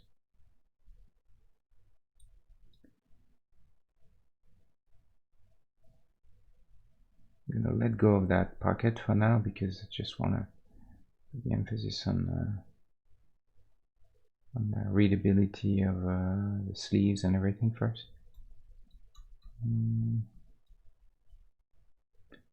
Yeah, you should join us now. So we're trying to make Axel Foley, Beverly Hills Cop. What was the name of the actor? I have a blank now. Someone help me. What's his name? Yes, that's crazy. How can I not remember his name? Eddie Murphy. Is it Eddie Murphy? Eddie Murphy. Yeah. He was a lot of fun in that film. I think he really nailed that character. Really held the entire film on his shoulders. Really takes quite a personality to for an actor to be able to hold a movie like this. He's one of those guys like Jim Carrey would be able to do this, you know, just or even better. I mean, not better, but Robin Williams would be definitely one of those actors. You can just you just let them go, you know, and they go crazy and they can improvise on set and change a whole scene for a better result than what a writer in a you know could think of, because they really use the moment, the energy that they get and from the other actors or from whatever situation to really push things. So I'm always amazed with good actors, their ability to do that, you know. Actually, I think, at least to me, I feel like comedy seems such a difficult thing. Not that, you know, drama is easy, but I think comedy seems so underrated. I mean, when was the last time that we had a film that got the Best Picture award that was a comedy? Has it ever happened? I don't even know, you know.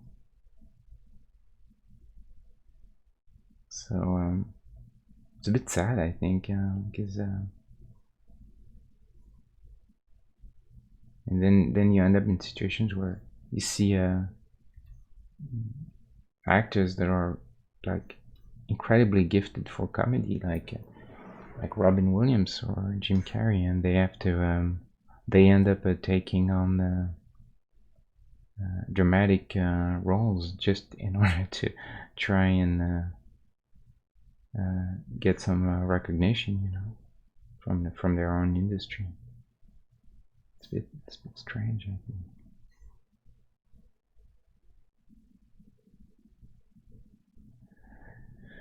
I don't know what I'm doing here. We'll fix this. Let's just look at pose already and overall attitude. He's got this. He's leaning more towards the right, screen right. So I think I'm gonna try and do this. Mine seems also he doesn't have enough shoulders, which is good because it'll leave us with a bit more room around here. I think I'm gonna give him a bit more shoulder there. Let's go crazy and we'll see what happens.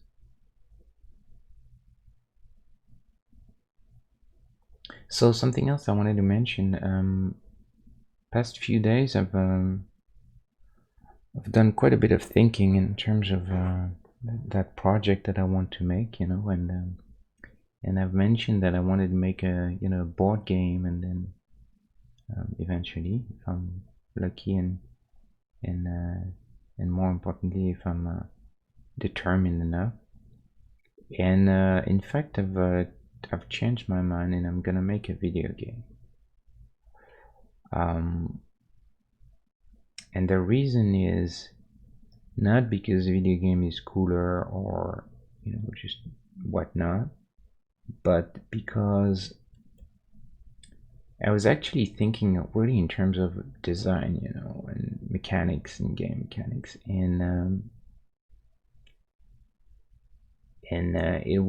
something really hit me. I thought about something that I really liked, that I just got my blood going. I was quite excited about it, and but then this could only be done.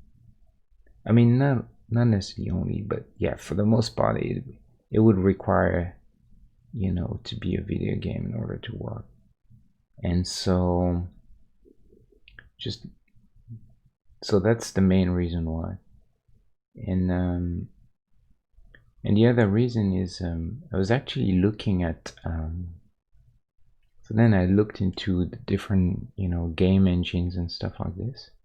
And just so you know, guys, I've been doing video game in the past. I did, I mean, 3 of them by myself or with someone. 2 way back in the 16-bit days. I did 2 games on the Atari ST and Amiga, and then more recently I did an iPhone game, and back then, when I was doing this in early 90s, late 80s, I was doing everything by myself. I was doing coding and art and music and all that. And then but recently, when I did that iPhone game, I did this with a friend, and he did all the programming. And I was a bit I was not too happy with the idea of not doing the the coding myself, mainly because I think if you try to work with someone, it's quite difficult to find a perfect match, you know. And I'm not saying that people, you know, or they don't know how to work or anything, but it's just me, you know. I can be quite demanding and difficult and all of that. And not because I'm right or anything. It's just because I like to do things the way I like to do them. You know, that's just it. You know, and it can be quite challenging for people to work with me then for this reason. And I kind of missed the time when I was doing everything by myself. But then when I look at like indie games nowadays, like when I mean indie, I mean it doesn't really mean anything, but I mean like one-man game or two-man games. They're absolutely incredible. You know, they're so well done. It's just insane. Just from the technical standpoint, it's the stuff people make is mind-blowing, you know. And so for me, I was still in that mindset where I was very intimidated by just the technical aspect of it, and I figured there's no way I can even come close to these guys, you know. Back in the days, I was programming, but I was still in the mindset that you have to program everything from scratch, you know, for some reason, even though I know it's not the case. And I wasn't really aware of, you know, recent progress that's been made in terms of game engines. And so I looked at Unity, and it actually completely blew my mind how not easy, I'm not going to say it's easy, but how much easier it is to make a project as opposed to what I had in mind, at least. How much stuff is already done, you know, for you. Whether it is, you know, just, I mean, back in the day, when I had to display a sprite on screen, I was actually pointing in the physical memory, and then, you know, moving bits from one part of the memory to the screen memory. I mean, it was really low level, very close to the machine, and because of that, it was very challenging to do anything really good, because you had to take care of everything. But now with things like Unity, what you do is so high level that you can really focus on the design and on the prototyping and all that stuff.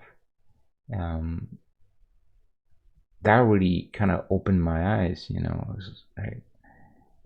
I looked at what it would take to do at least a prototype of what I have in mind, and I think it's not. I'm not saying again this is, you know, a piece of cake, but I'm saying it's probably doable to at least to do something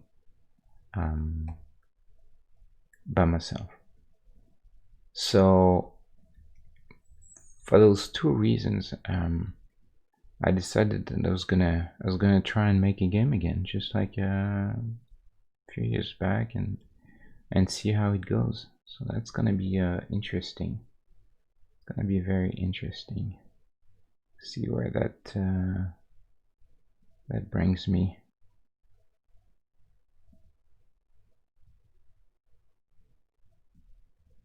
So obviously I'm gonna try and stream this as well. So, and plus also the other thing is I didn't know how much of how cheap Unity actually is. It's crazy the different models that they have is so friendly for small developers. You know, you can, I mean, it's insane. You can literally start for free. For me, I mean, I had no idea. I was under the impression that they would charge you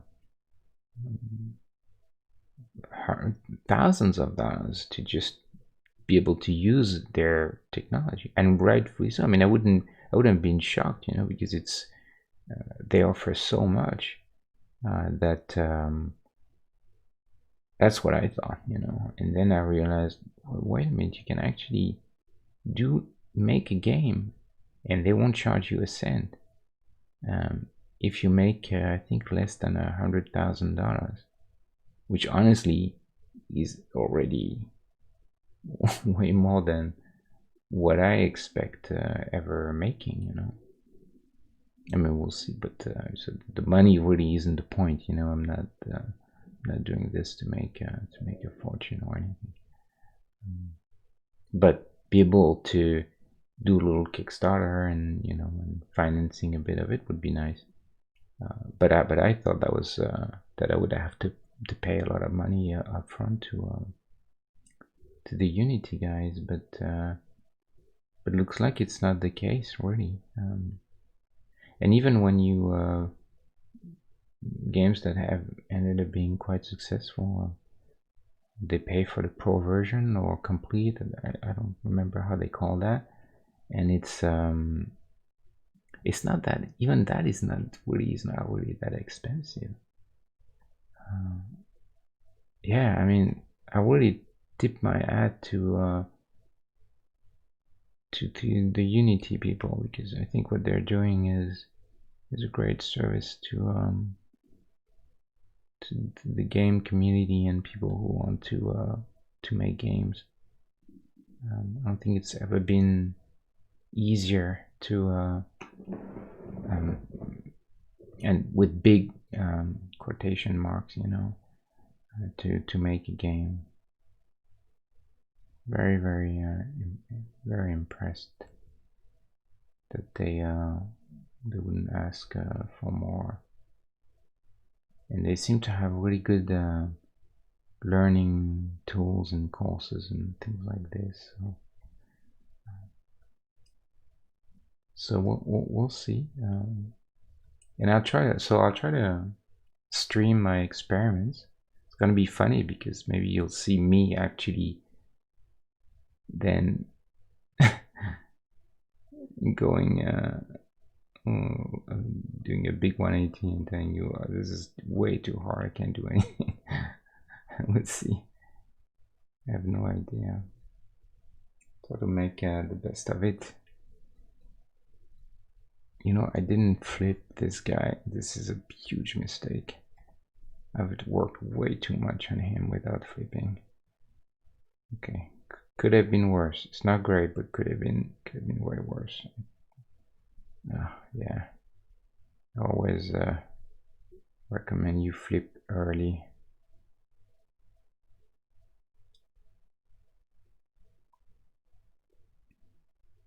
This can be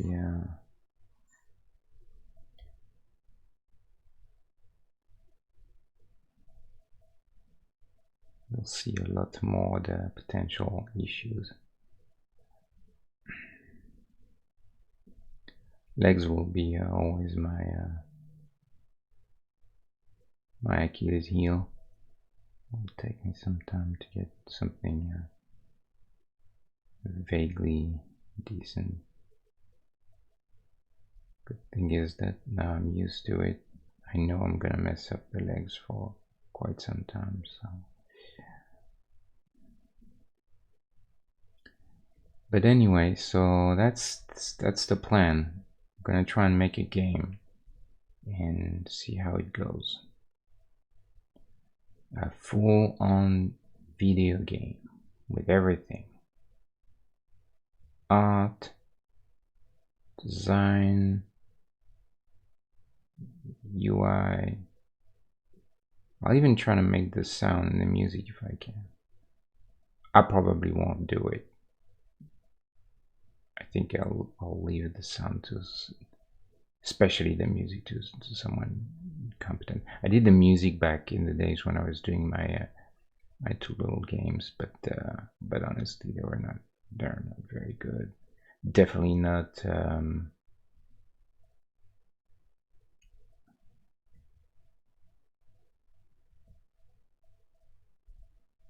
Not to the level of today's expectations in terms of sound and music.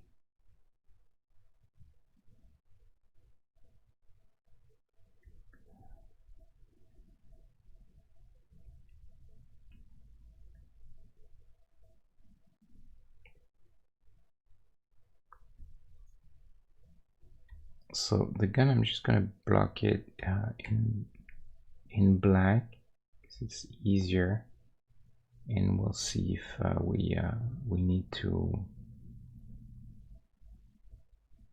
if we can make it the right color.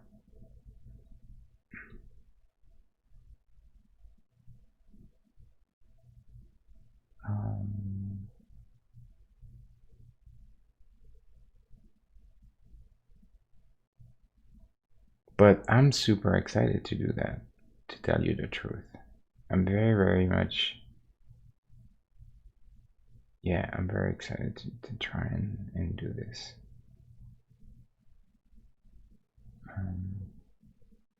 I know it's gonna take a lot of time to even get something, you know, like just a prototype up and running. It's not something that's gonna come cheap in personal investment, you know. But I'm kind of ready to pay the price, you know. We'll see if that works.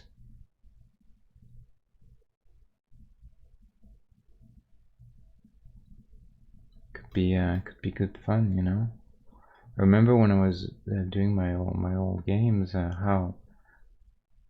how satisfying it can be sometimes, game development, you know, when you're getting your first mechanics to work, and you've actually make something that, you know, feels like a game, you know, feels like it could be a game that people would want to play, or even that you would want to play. I remember the satisfaction, and I also remember the intense frustration that you can end up into. Oh god, just the I think, yeah, I think game development has probably be one of the most rewarding and fun things I've ever done, and also the most frustrating at times. When, you know, things just don't work, and you just can't understand why, and you bash your head against the walls for days on end. That's pretty tough. Oh, those legs are so bad. Oh my god. I need to be able to feel the knee, and they're too rounded. That thigh feels very round. It needs to be. I need to feel like this, you know, this and that. The knee there. My is like, it's like a big noodle, you know. That's no good.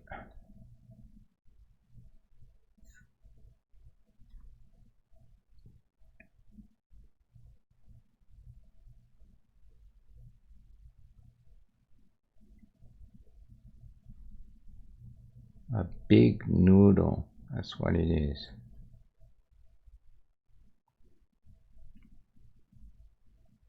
Speaking of noodles, I'm not going to talk about cuisine, but in Unity, funny enough, have you seen this game, Cuphead? This game is just nothing short of incredible. I mean, just the artistry, the amount of effort put into just the animation alone, it's just absolutely mind-blowing, and the art style is so cool. I mean, this thing is inspired from the Fleischer studio, you know, cartoons from the 30s, like Betty Boop and that sort of stuff. And so I thought about that because of the noodles, because you know, that's what they call that's what they, in animation they call these characters, you know, like the noodle arm characters, noodle leg characters. Mickey had noodle arms and noodle legs very early on, and then they improved it, you know, improved him. But God, this thing, Cuphead, is just incredible. It looks so good. It's like you're actually looking at an actual cartoon, you know, from the 30s, but you play it. I remember seeing the trailer. I couldn't even believe it. I was like, "There's no way! Like, is that really a game? Like, did they actually made this?" Just I couldn't wrap my head around just the amount of animation that they had to produce for this. Wow, that's, and this is, I mean, if this is what people mean now by indie games, I mean, you can understand when I'm saying that I feel intimidated, you know, because obviously, I mean, you know, it's not like, you know, I'm not naive, you know. I know I'm not gonna make something. I'm not gonna compete with this sort of stuff. This is just like another level, you know. There's a million indie games, and there's a couple of, there's only one Cuphead, and there's one FTL, and there's only one Binding of Isaac, and I mean, those are just like special, but still, I mean, there's still a bunch of games that are maybe not up to that level, that are still really extremely good, you know. Like, not only production values and art and stuff like this, but just really good design and interesting ideas, and you know, original, unique gameplay. So when I'm thinking of making a game, that, you know, I look at all those things and I'm thinking, I mean, this is what you go against, you know. You just, people, they won't take now, the gamers, they won't take anything less, you know. I mean, everything less than at least a game of the caliber of thinking of Nicholas is doing a lot of you know, they're based in Santa Ana. Nicholas publisher, and you look at their games, and I think any good indie game should be at least to the level of the least interesting from Nicholas, which is already really strong. So I mean, I wonder if there's a point of even doing less than that, you know, because then you're not even gonna be, no one's gonna ever notice you, like not even, like nothing, literally, you know.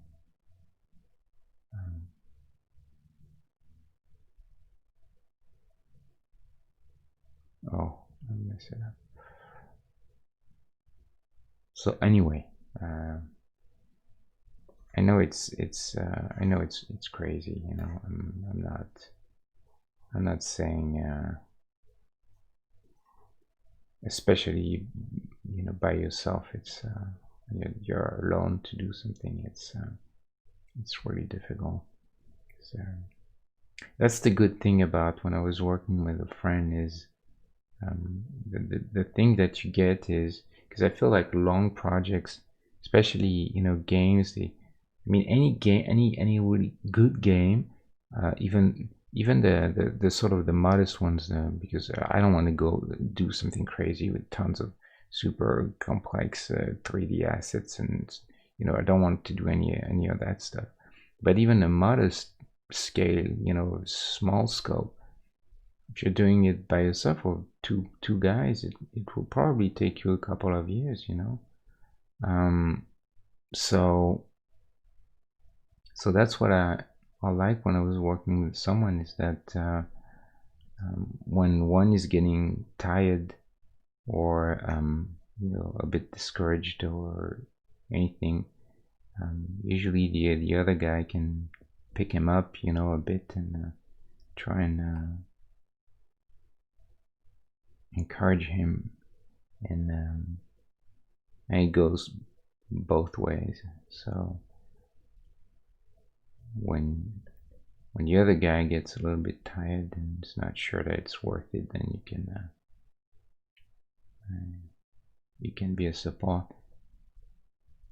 But when you're alone, I think it's hard, because those moments, they're sometimes they're difficult to recover from,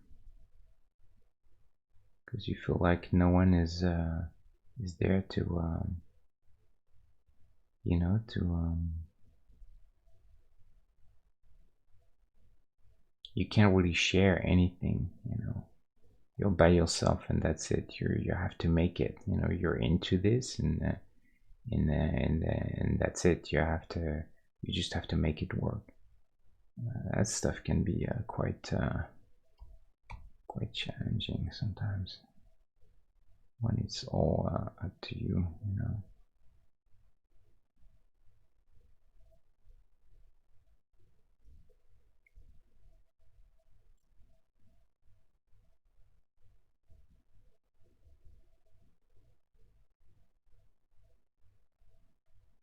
But of course, the flip side, when you work with several people, the more people there are, the more potential for, you know, disagreements and even conflict, you know. I don't think disagreement or conflict is necessarily a bad thing at all, actually. Sometimes a good, that's what you need, you know. You need to have a bit of reminder that you're doing something maybe that's not quite right. But it can also kill a project. If people can't reconcile their views, then you know, sometimes that's it, and then all this work is wasted, and it can be quite difficult. Especially, I think, there's nothing more dangerous than working with a good friend. There's a good chance that your friendship, you know, may not survive the project. It's kind of one of my you know, I mean, my best friend or my two best friends. I think we've always kind of flirted with the. I hope he's not. Maybe he's there. Oh, that's okay. Even if he's here, whatever. Yeah, I think he's here. That's okay. You won't mind, I think. I think we've flirted with the idea of doing something together for quite some time. And I feel like I'm always the one pushing back, you know, because I'm worried that you know, I don't want us to lose what we have, you know, in terms of friendship, just because I would be an idiot, you know, which is it's like a very clear possibility that I would be a complete idiot and be mean, you know, and so yeah.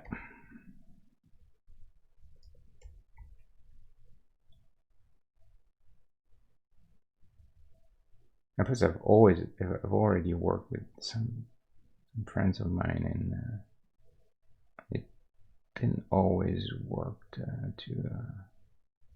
for the best. Why am I spending all this time on the shoes? It's not even, I don't even have the proper pose, I think. So I think maybe,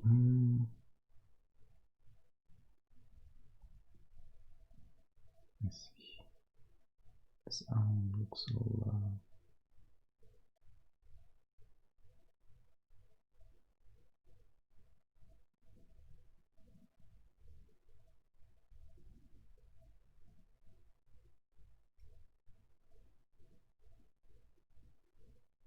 this is terrible. But anyway, quite an exciting adventure. Sure, I don't know when I'm gonna stop, because to tell you the truth, there's one thing. So now I'm actually really excited about you know, trying to prototype things a bit, and I actually think that is something that I ought to do sooner than later, because little characters, you know, pixel guys, I can always do that. You know, I don't think there's not that much risk in this. I mean it's time, but eventually I more or less know how to do that. But game design, it's a completely different story, and I think you ought to start early rather than spending a lot of time in creating millions of little assets, and to realize that in fact your original idea is stupid or doesn't work, you know, in practice, and then you want to do something completely different, you know. So I think I need to start looking into designing some sort of prototype slash yeah, something, you know, see if this idea that I have would work or not, because I honestly don't know.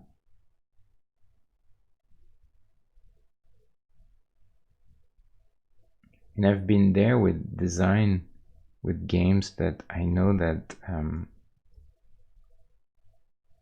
sometimes you're like, I think most of the time actually, when you have an idea for a game, and when you think about it early on, you're absolutely convinced that this is the best idea in the entire universe, you know, like no one could even come close to it's like, you know, you're like, oh, this is gonna be so cool, you know.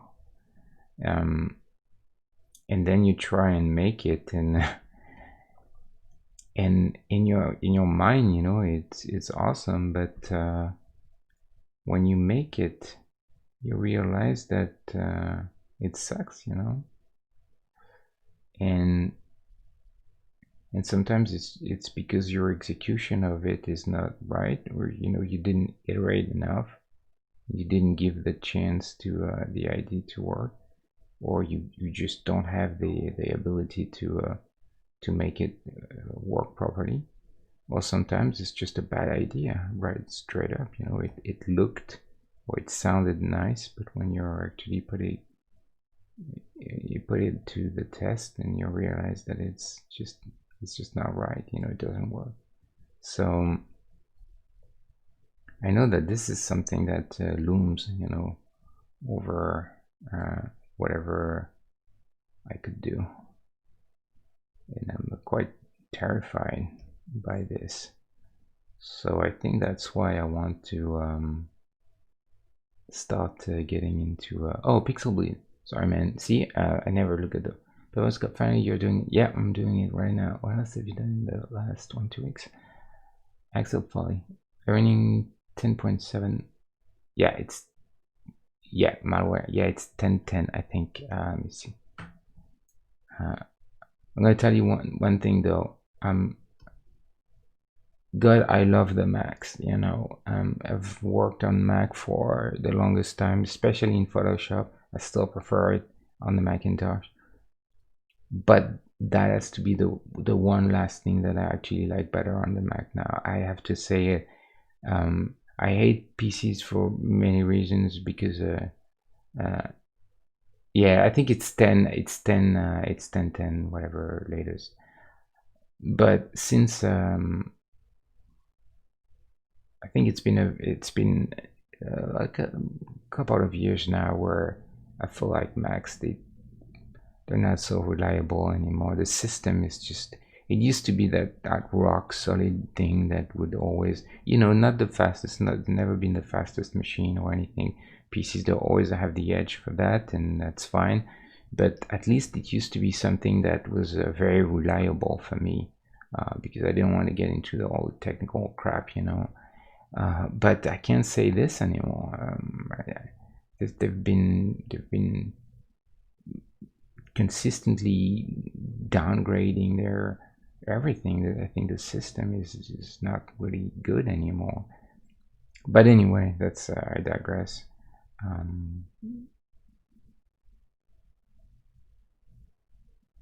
Yeah. The gun needs to be at an angle for sure. Yeah. I just did the lazy thing right now because I just wanted to move on, but for sure something I need to try. But yeah, the Macs, man, and even and the iPad and the iPhone, I have both. And since OS 11, man, what a disaster this update was. I wish I could go back. I wish I could roll back to 10, because 11 is just crap. So I got so many issues with it, things that used not to be a problem. But anyway, yeah, I can show you what I did. I don't know where you left. Was it this guy? I don't know. I did Dr. Zira and Cornelius from Planet of the Apes, and also Luke Skywalker, and Beetlejuice, which was just a nightmare. Oh my god, this guy. I didn't like it for 1 second. It was just pain, all of it. I don't even like it in the end. And you know what? The funny thing is that it's by far the one that got the most likes on my Instagram. So I just don't even understand. But I guess it's the character. He's very popular. I learned that, you know. Elephant Man, and then this is Ben-Hur that I did a couple of days ago. I think last stream. No, the stream prior to this, and the T-800 that I just finished tonight. Yeah, T2. Yeah, from Terminator 2 with the whatever this thing is, like some smoke grenade launcher or something. And see, I always do this. I always do the because I'm too because I hate the weird angles, and so most of the time I tend to just go for the easy, which is sometimes fine, but honestly sometimes you want to do you want to have the angle, you know. But this is too much like close to the, actually I like the, you know, that sort of break in the arm, but here I think we're gonna try to get the angle for sure. I'm just gonna put it on a different layer in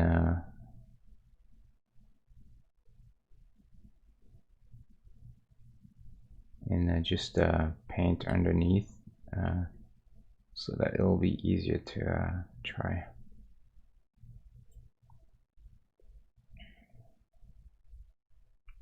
Yeah, those legs are too big. I know. Yep. Skinny legs. Especially in the jeans at the time. I assume they should be more like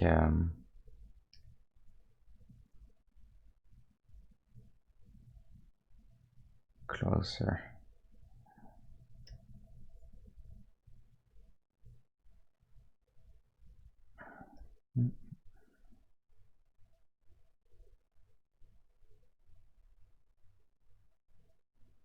That's too much of an angle.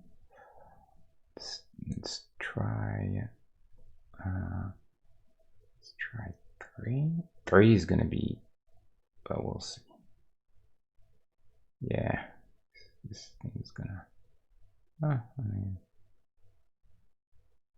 no, that's actually that's probably okay, but we need to then give with that tangent. Anyway, we need to have small legs. So actually, let me do this. You know, why not?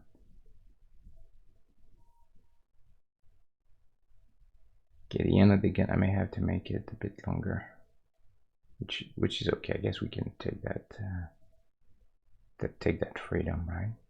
And then here we need to go.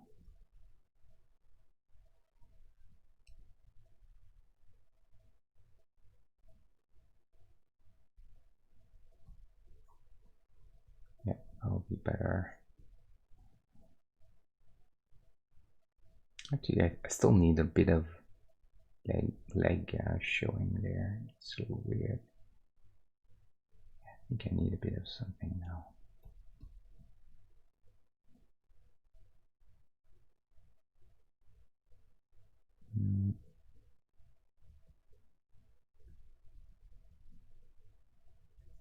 Let me flip this real quick.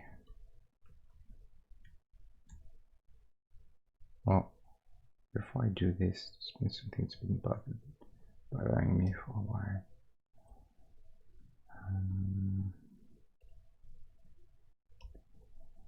So let's do this first.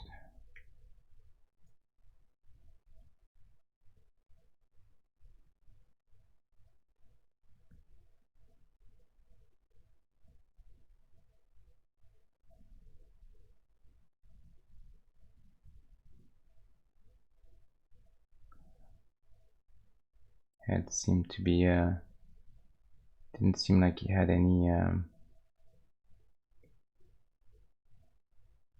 chin, you know. Oops, too much.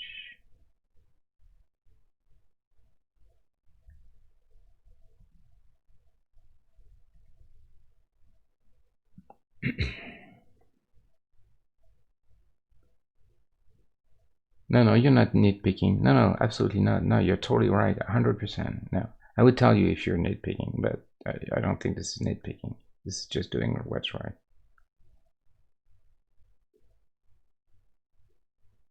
Thank you. I appreciate it. Yeah, well, you know, you can I can send you the I mean, you can take the JPEGs from Instagram. I guess you could make it yourself from Instagram, or I can make if someone else is interested, maybe I'll spend the time to do some kind of some kind of desktop. It wouldn't be too long to do. I'll try to do something like this in my downtime. 25 600. Yeah. Coach, a soccer game in the real menu so I can see, but I keep used to again. Yeah, I'll think about it. We'll try to make this happen. I have to find an interesting idea because I can't just, you know, put the character next to each other and then, you know, and then say this and then call it a day. I think we need to find something a bit interesting, you know. So I'll think about it. If you have an idea, if you see something that you like that someone has done, you can always send it to me and see if I can be inspired from do the same thing.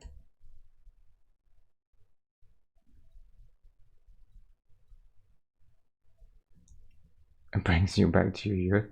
Why do you think I'm doing this? This is the point, I think. Which, you know, is double-edged sword because a lot of people will be like, what? What is this? You know, who is this guy? But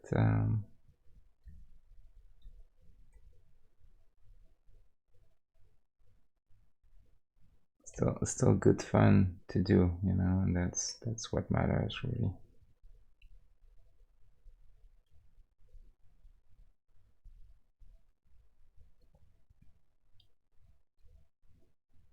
I feel like his legs are too long. I'm gonna have to. Oops. Yeah, no, it's okay. It's because the gun is on a separate layer. Yeah, we don't want because they're skinnier, so they look really long.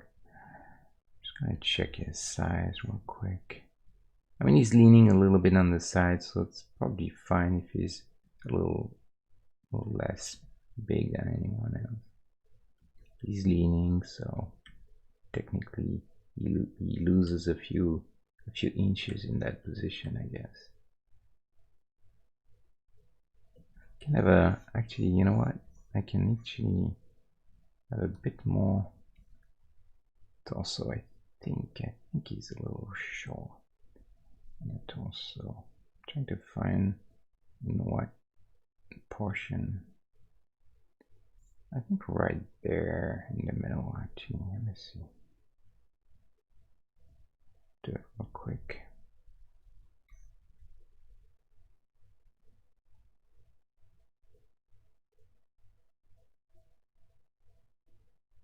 Yeah.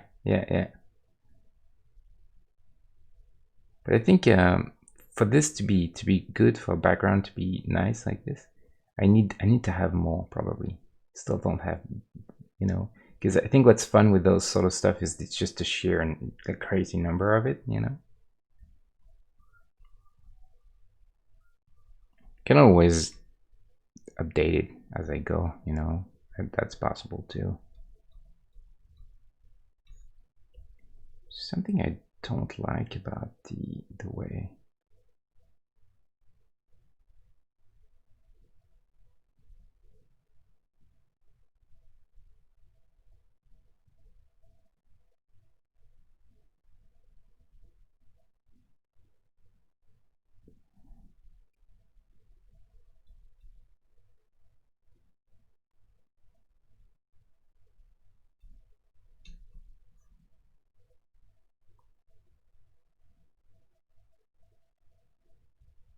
Yeah, exactly. Yeah, it needs to be yeah, this almost this where's Waldo type of thing, you know, when you're trying to find the ones that you really like, you know, figure has he done this one and this one, you know. Look at this big head. Let me see. There's something with the head that's not quite right either. I don't know if you were there when I was doing this guy, but man, that head, ah, took me a long time, way longer than usually, you know. So bizarre. Just couldn't get it. Yeah, so I miss We're missing one pixel here. Too small. I have to find a way to make this work. Oh.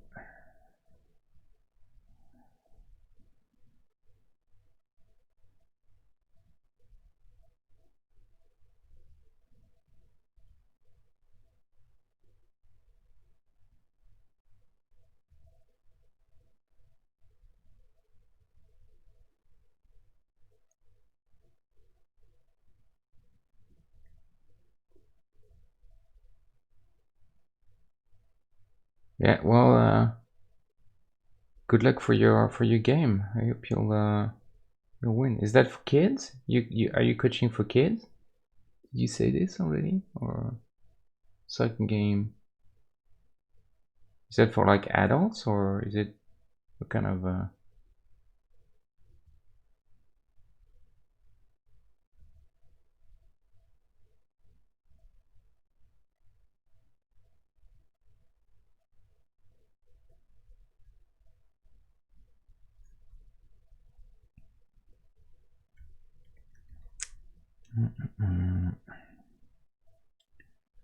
okay, we can put on now.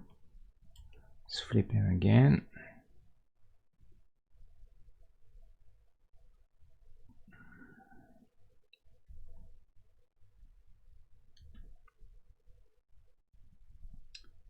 It doesn't really work.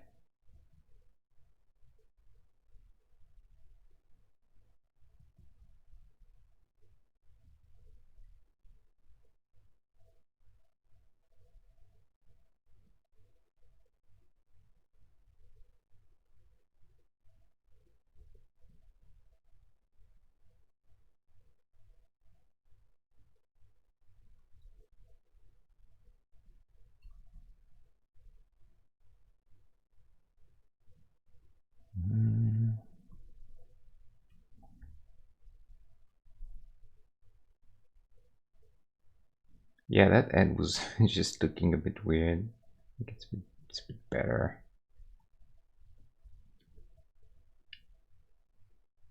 It's funny how you'd think that you just copy paste the same head on every character, since I mean they're pretty much the same size, and there's no way you can recognize someone at that size.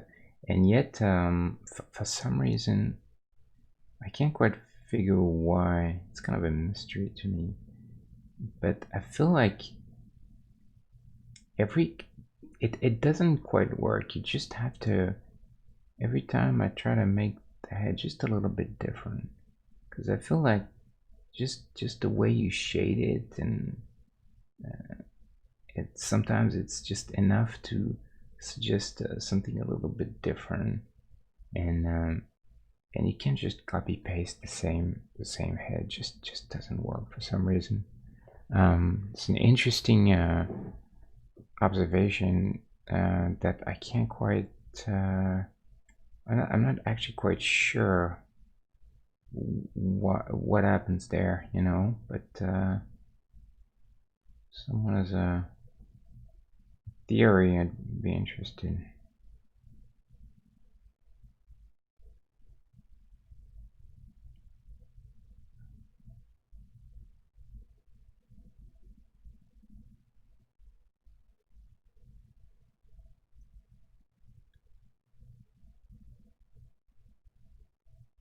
Wish I could get this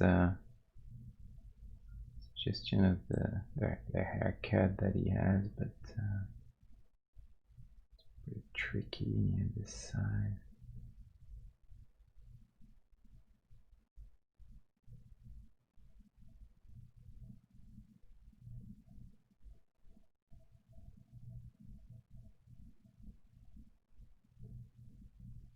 No, I think he needs to have more brow. It's better than before.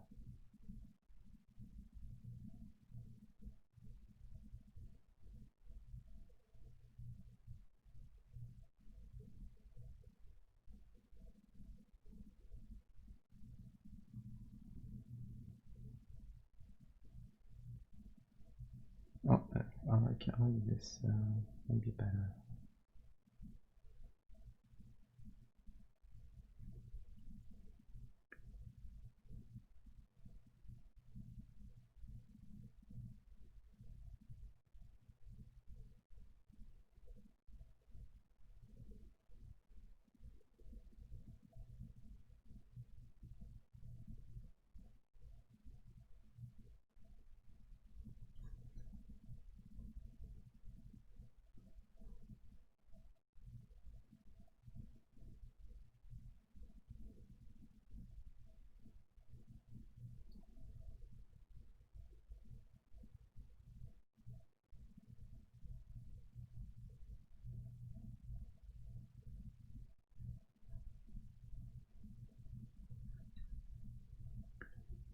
Here, may have to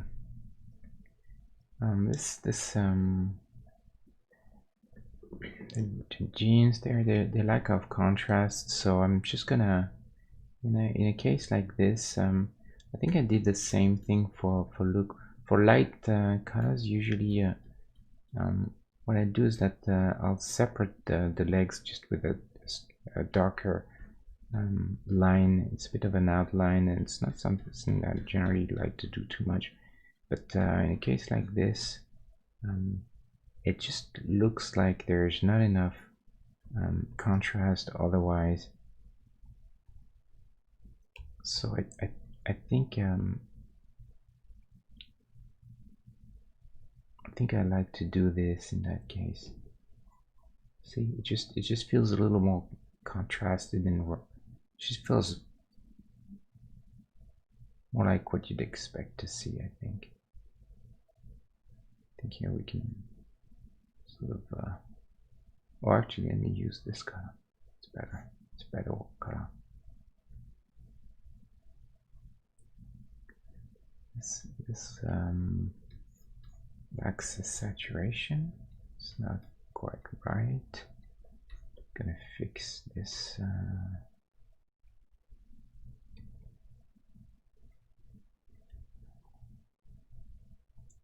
Same thing, just a bit more saturation.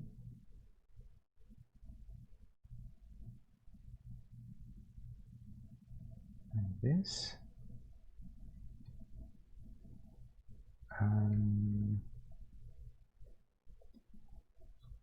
Just do this.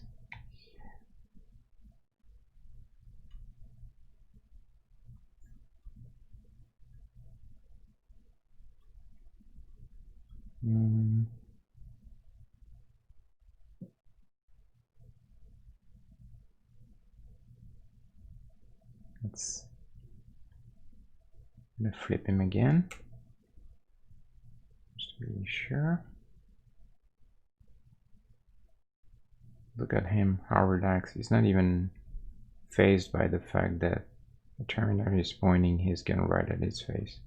Doesn't even care. You see, Banner is still too saturated. I noticed this when I posted him on Instagram. I was like, what the hell happened there? But it's not everywhere though. Sorry, I'm just gonna take a quick, I'll show you something cool actually in Photoshop. Let's say I want to change the blue. It will work well in this case because the blue is very much different hue from anything else. So if you don't want to have to select all the blue, what you can do is you go to image, adjustment, and you go hue saturation, and here instead of master will apply whatever you do. Let's say 0 saturation to all colors. But if you go to there, you can select what colors are going to be affected. So let's say I'm going to go blues. Okay, so, and you can have several different ones. So master, we're going to go back to 0, and then blue, let's say I'm going to put saturation to 0. See, what's interesting is that even though saturation is -100, if I had selected all the blue, then this technically should be gray. What this means is that if you see those handles there, it means the range that you're gonna grab. So you can go cyan and then you can go blue or whatever, but this is just a starting point. From there you can grab those handles, and then you see as I push the hue towards the cyan, then I grab more and more blue. You see? So then all I have to do is find the right range, and that's why what you can do is do this, you know, lightness minus 100, saturation minus. So you see right away what's going to be affected. You see, oh, there too much. So I have to stay in this area. There you go. So I know that now I grab the whole cloak. Now I go back to this. Now I reset everything, and now all I have to do is find the right saturation. I can go in a bit lighter, and then the preview button will allow you to see what you're doing. See, it's pretty. You could change the whole color of it if you want. You know, look, a Roman guy.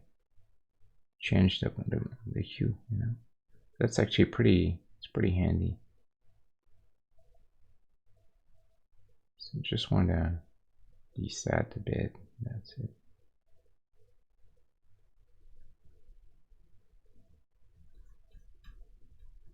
Compared to everyone else, it was too strong in saturation.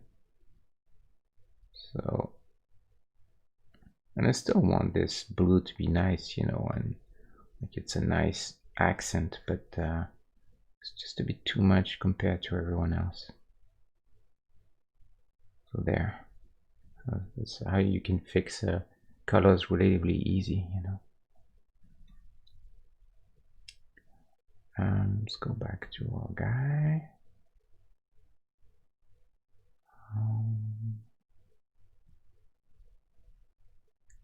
So here, really all I need to suggest is some kind of football helmet. So all I want really is a sort of grid shape, you know, like this, that space that's in between the actual helmet and the lower grid.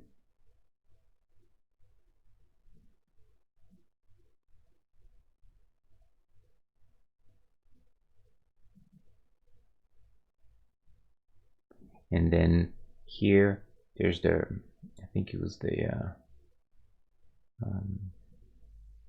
what was this theme? Wait, what is this? It's a panther or something.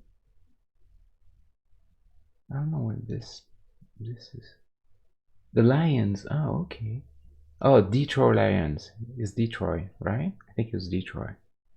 Yeah. So then, really, all I need is some kind of indication of that thing there, the logo, the lion logo. So I just go for a few dark pixels, and should be enough. Or you need to do more than that, you know. And then just a few pixels to suggest some lettering there, that so there's a logo or something.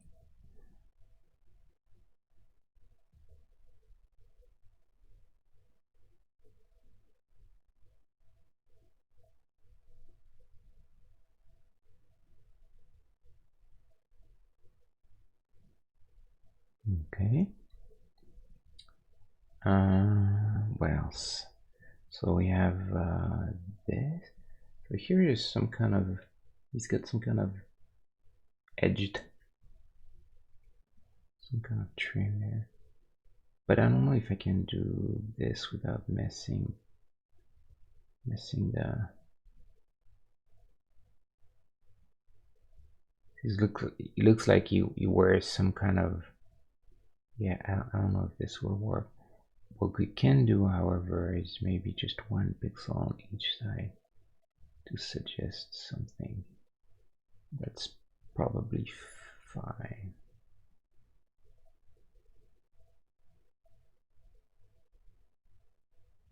I think maybe we can do that.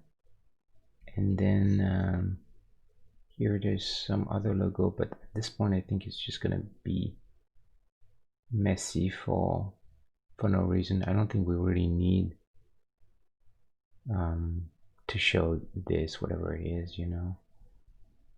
Pockets are useful, definitely, but right now they're too bright, so we need to just find the right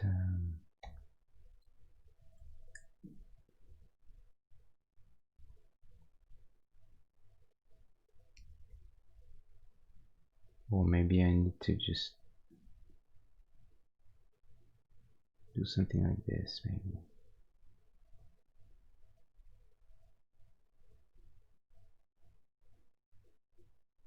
Maybe this would work. And then here, can we suggest some kind of trim? I'm not sure it's really something we want to do there, because actually we'd need to go one more line, you know, of black. Quite tricky to get.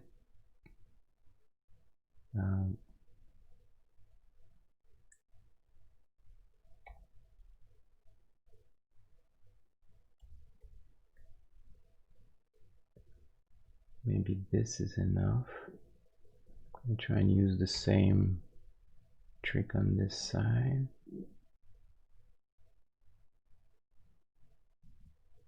I don't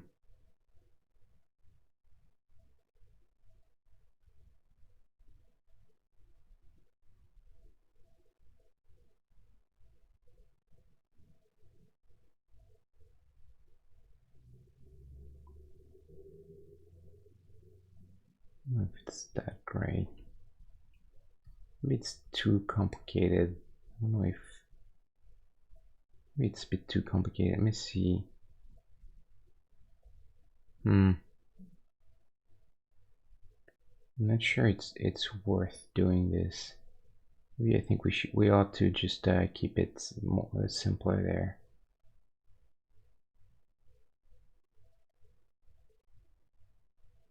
What do you guys think? Is it worth doing or not? I feel like this is better, actually.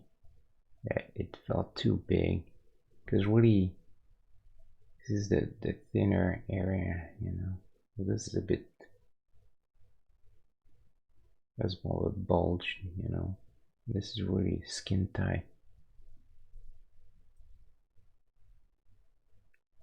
So maybe this works a bit better.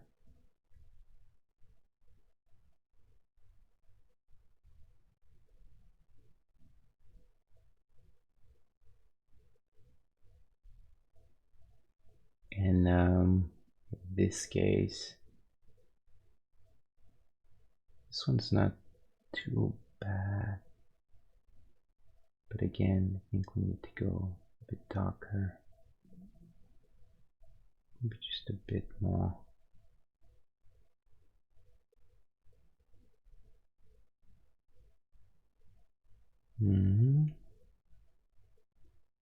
That's a bad angle there, so I'm just gonna do a 1 pixel just to ease it a little bit.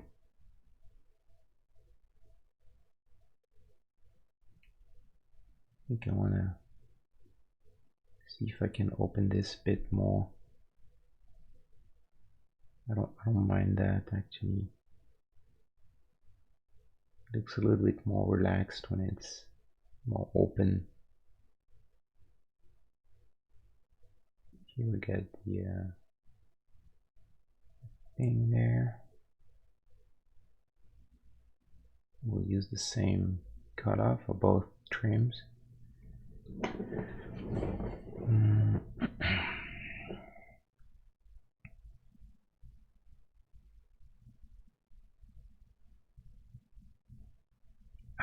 was a problem with this.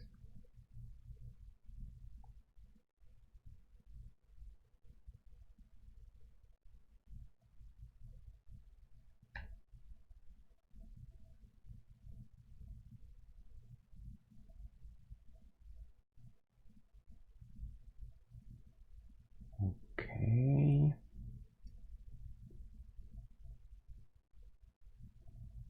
The mustache is such a component of that guy that, well, like, you need to almost to overdo it a bit. I don't want it to look silly, you know, but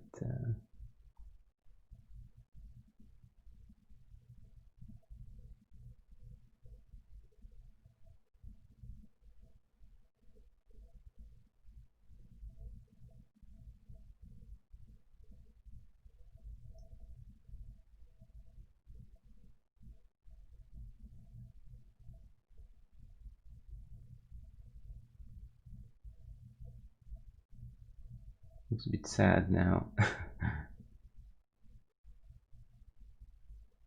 Yeah, this was probably a bit better. Yeah, yeah.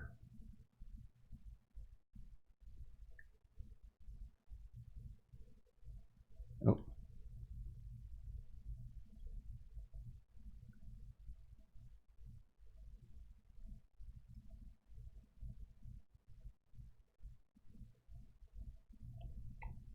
okay. So that's that.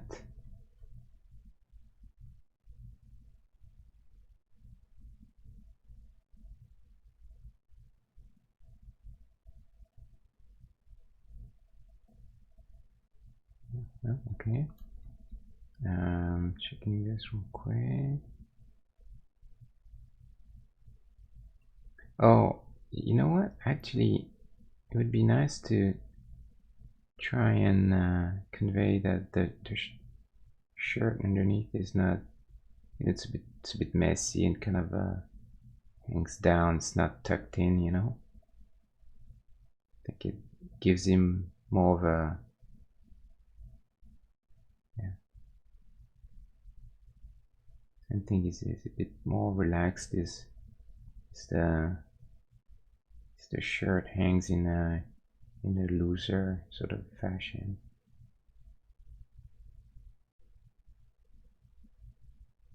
We can shadow it a bit if we need to. It feels too present.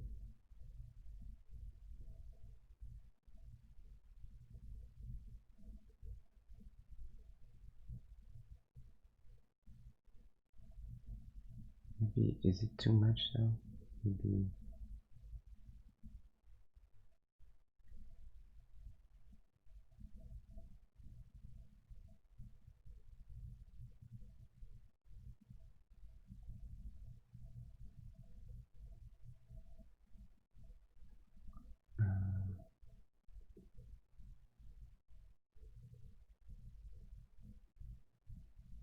Something like this. So now we have the button. This button seems to be wrong, not properly positioned.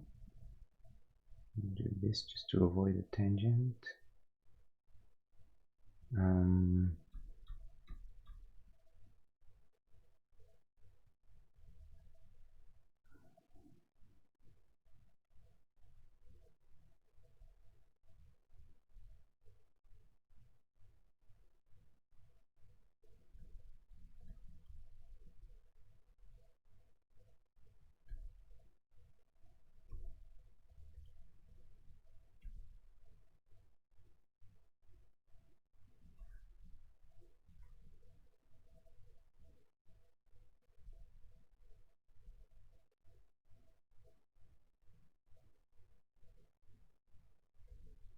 Okay.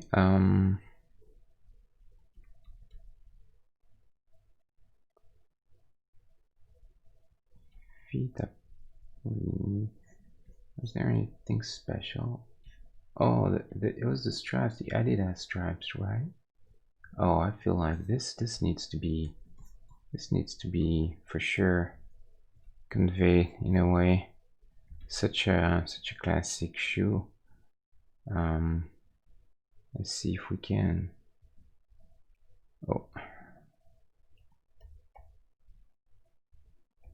it's gonna be tough to find. Again, we don't want them to look super big. It's always a bit of a challenge, that stuff.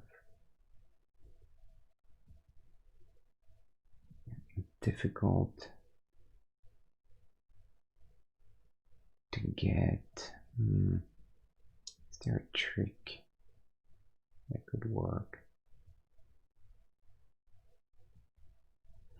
Kind of need 3, you know. But too close, they'll be. They're going to be hard to.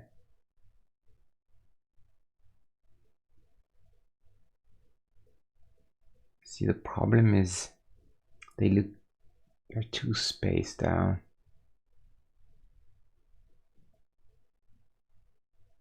Oh, okay, so that's not too bad. Let's do this and then that, and then this one will go very light, like this. And here we'll do. Oof, that's gonna be something too. Okay, hold on. 1, 2.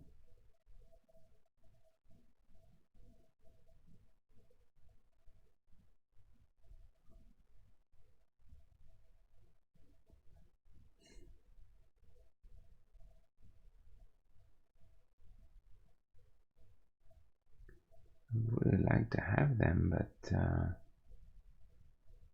that's the solution for it.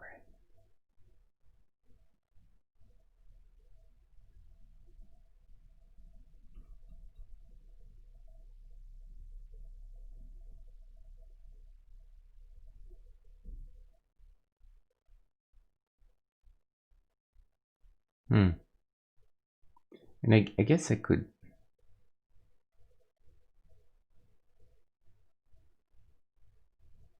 Yeah, that's a tricky one.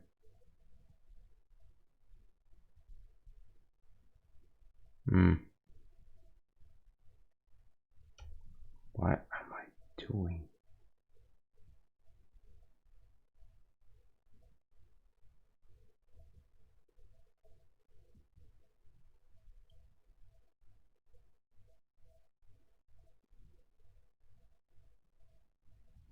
I mean, I guess we could pretend that they're just on one side, you know, so you don't see them on the other side on this foot. It's kind of a bad explanation. But what to do?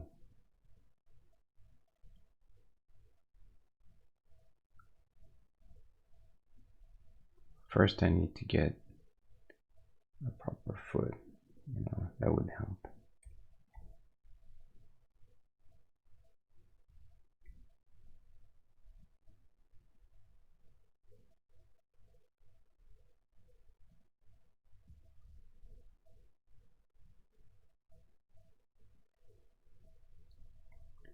It's gonna be the same thing here. I feel like here I'm gonna need to have a bit of a matte line. It's too strong. Just to separate the pants, you know.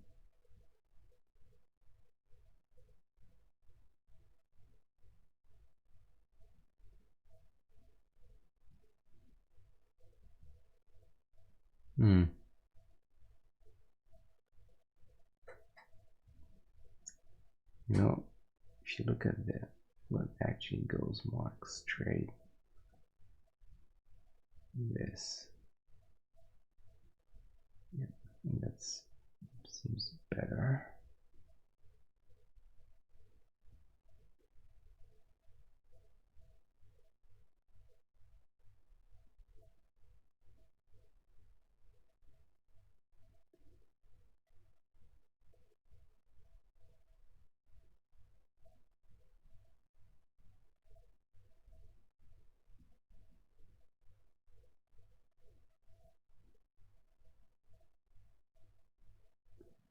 It might be a little easier to do the trick of the stripes.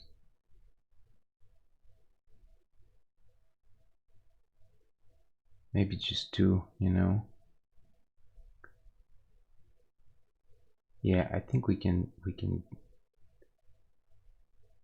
afford to do just two. I think it's fine.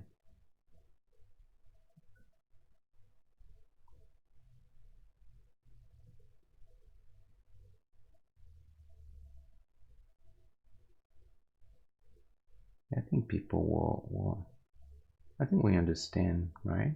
I mean, do it.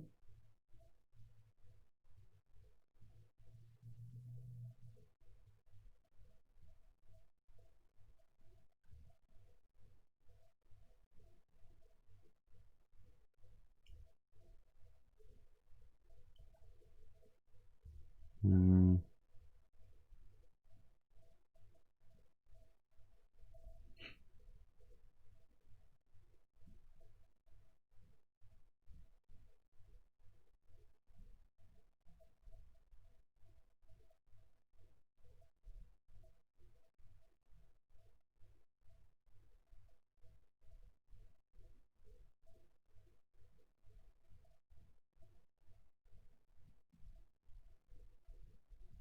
I'll try to do better than that. I think it's getting. What time is it? Almost. It's almost midnight for me. 10 minutes to midnight.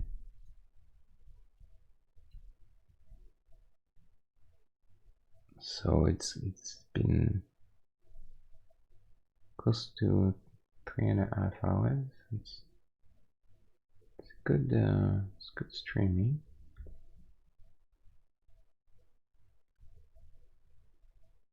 Okay, probably let's try and do this gun lighter. So for gun, if I wanna to do metal, probably need to go quite bright, otherwise we won't read it against the pants. I mean, we could do. It's always tricky, this sort of stuff.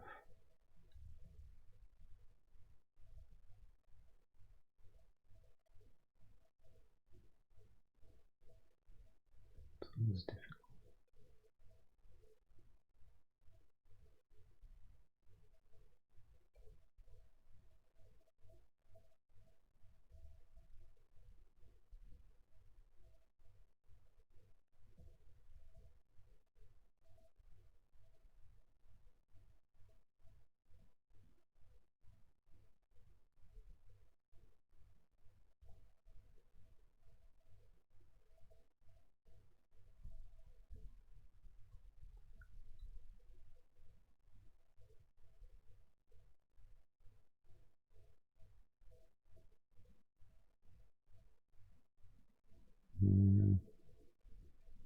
Sometimes you can go a little one highlight somewhere very end. This will help a little bit.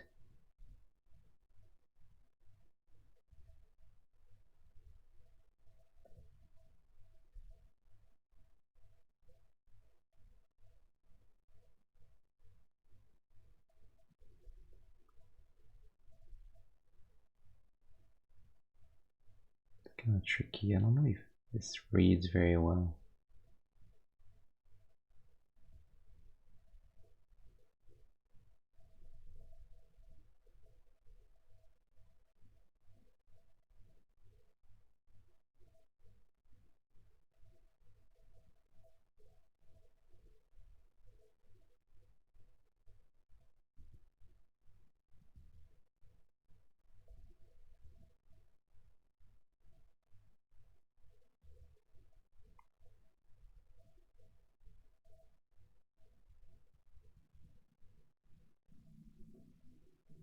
We'll keep it like this for now.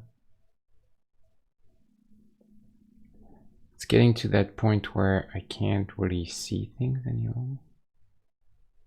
I'm not sure this is the right.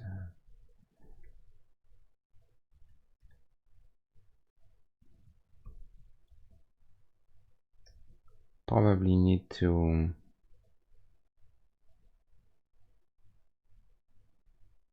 stop soon.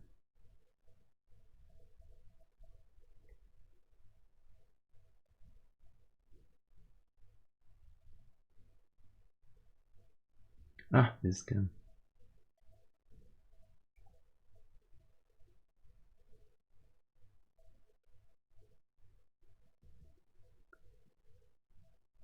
What tricky gun.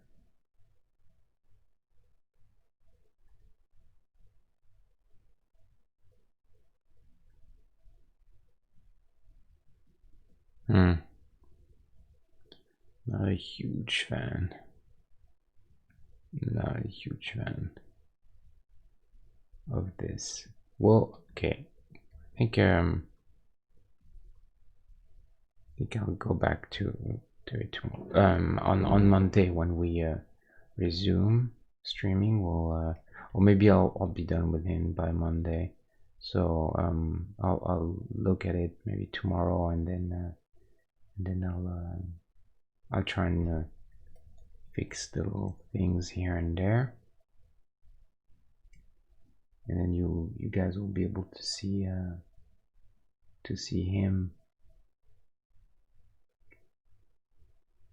hopefully by probably, you would say, tomorrow. I'll try to post him.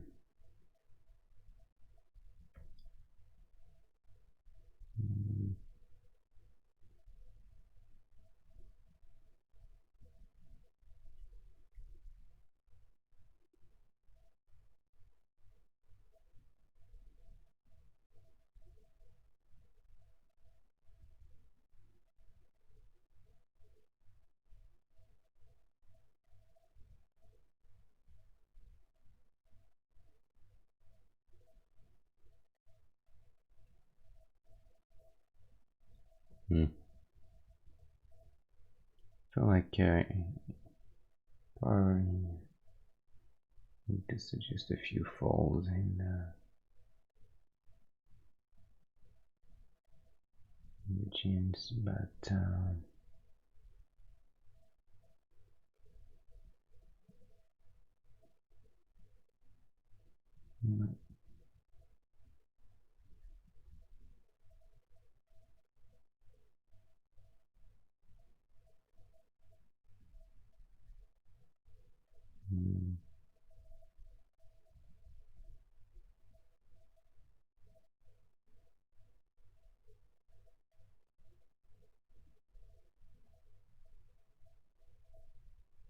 okay. So not sure what I'm doing here. I think that's the sign of me getting a bit tired, a bit out of it. Is there a pocket or something? Oh, we don't see any pocket. That's a shame. You know what? We're gonna, in that case, I think I'm gonna suggest some kind of pocket somewhere. We'll see if I can make it work or not, but like it needs a little bit of detail somewhere in there.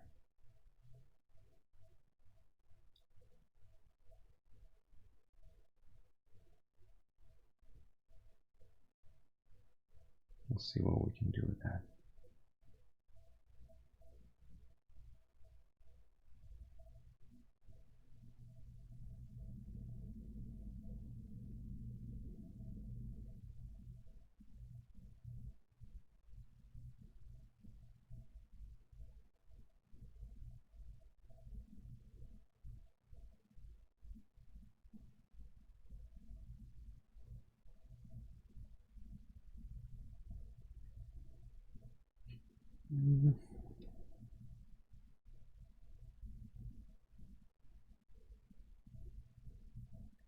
There is something just I don't like here. We'll see what it is. Do I need maybe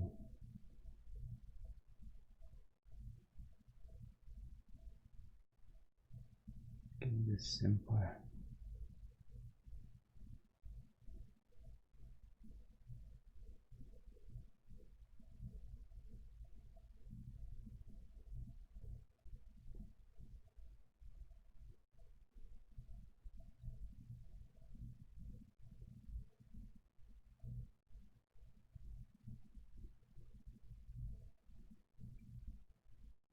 Okay, I know I've said that I was gonna stop the stream, but let's see. Always have a hard time when I'm in a situation like this. I want to fix everything for stopping, and it's not always a good idea to try and get all of this.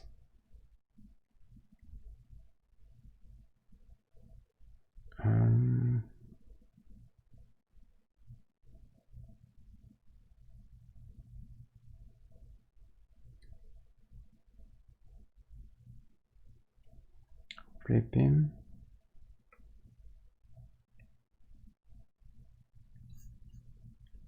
We flip this guy as well.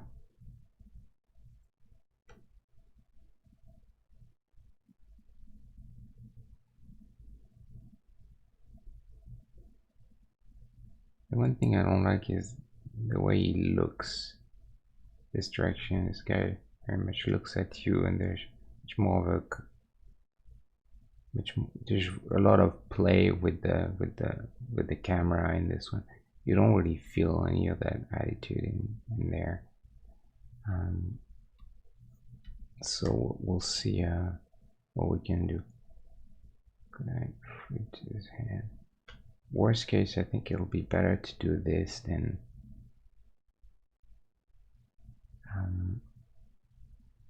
just turn their head around completely altogether. In that case, it's probably a better idea to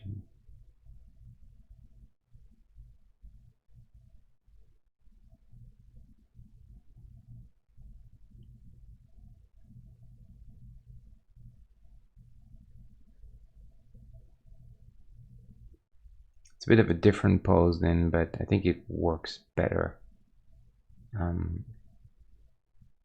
Because again, it's more about getting some sort of attitude from him rather than being because I know that it's going to be very challenging to get the head to look at this angle, so it's probably fine to change a bit the position, you know, to change the way where he looks at. I think that's probably fine.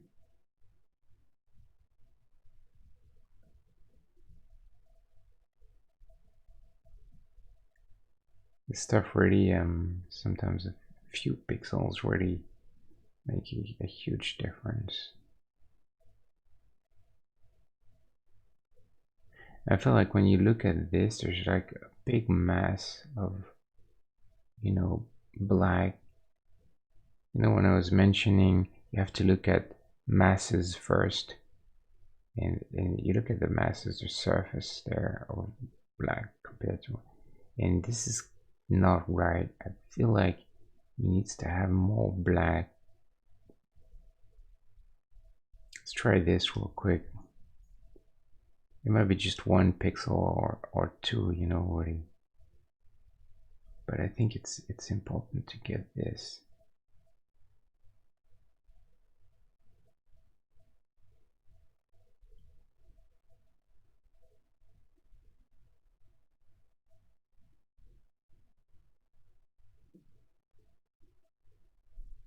And that helmet probably takes too much space.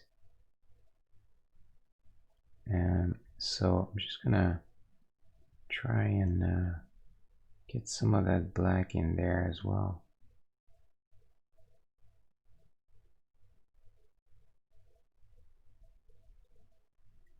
It's very much the kind of stuff you have to pay attention to, you know.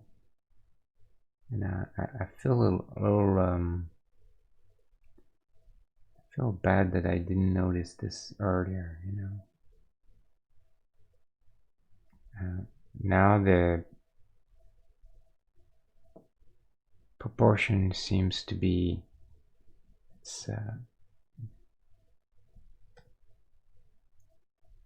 now the ratio of black versus white of the sleeves is better, you know. I think it's quite important actually to get that. I think the button they take away a bit too much. We're gonna make them darker.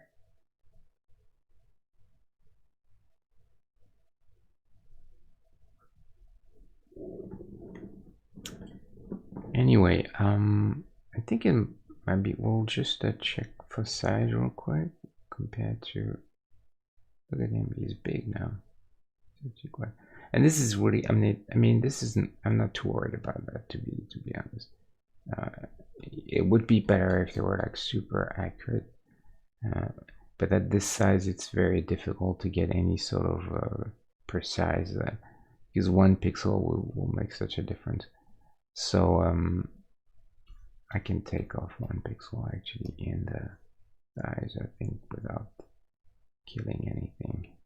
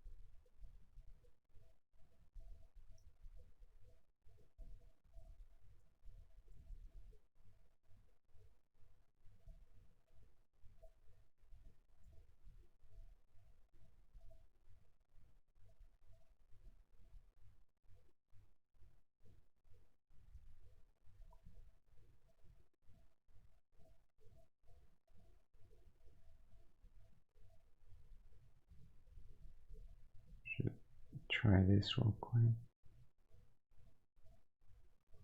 I could go for something closer to this with actually a bit space in between. Maybe that might not be the best to do that. It's gonna be this weird white pixel right in the middle, you know.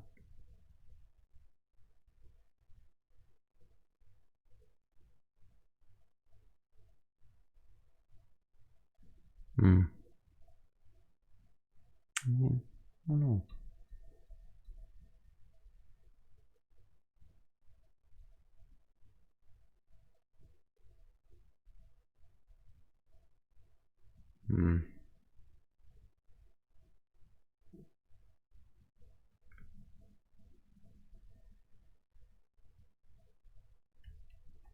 Swap. Yes, actually, I think there's something there. But at this point, I'm gonna probably start messing things up real bad. So the point was just to make him a little bit smaller. That's done. And then now we're gonna call it. Just check him real quick.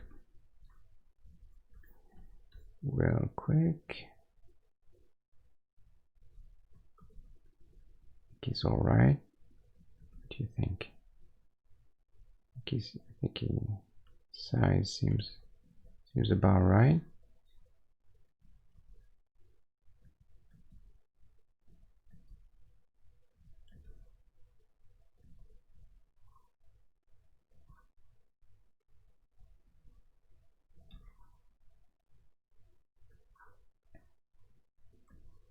Yeah, I think that's fine. It's okay. So that's our Axel Foley so far. I think I'd probably consider this, 85% done at this point. Let's see if I can fix a few things, and I'm not too happy with what's going on there. I think the gun is hard to read. I may end up just going for black because it's very it just messes things up in that area, and that's the last place we want to mess up. It's already quite quite weird, so I'm probably gonna have to go for this, but we'll see. And maybe a few things here and there that I'll end up fixing. Let's do something real quick.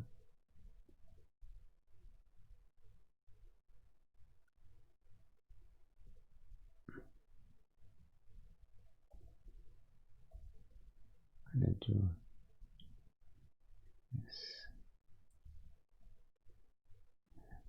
And yeah, and then hopefully it won't end up like for him where this is where I stopped and I said, okay, he's pretty much done. And then when I came back today, we started for an hour. Almost changed him quite a bit actually, so hopefully it won't be the same for him. But like I said, it's always that's why I always like to stop when I start messing things up too much, and then come back after a day or two. Well, that's it. Two pretty different characters next to each other, but that's the fun of it, and that's the whole idea about this, trying to make those people coexist in a strange world. So there you have it, guys. There's been quite a few people today, I think, so that's cool. Hopefully you guys liked what you saw.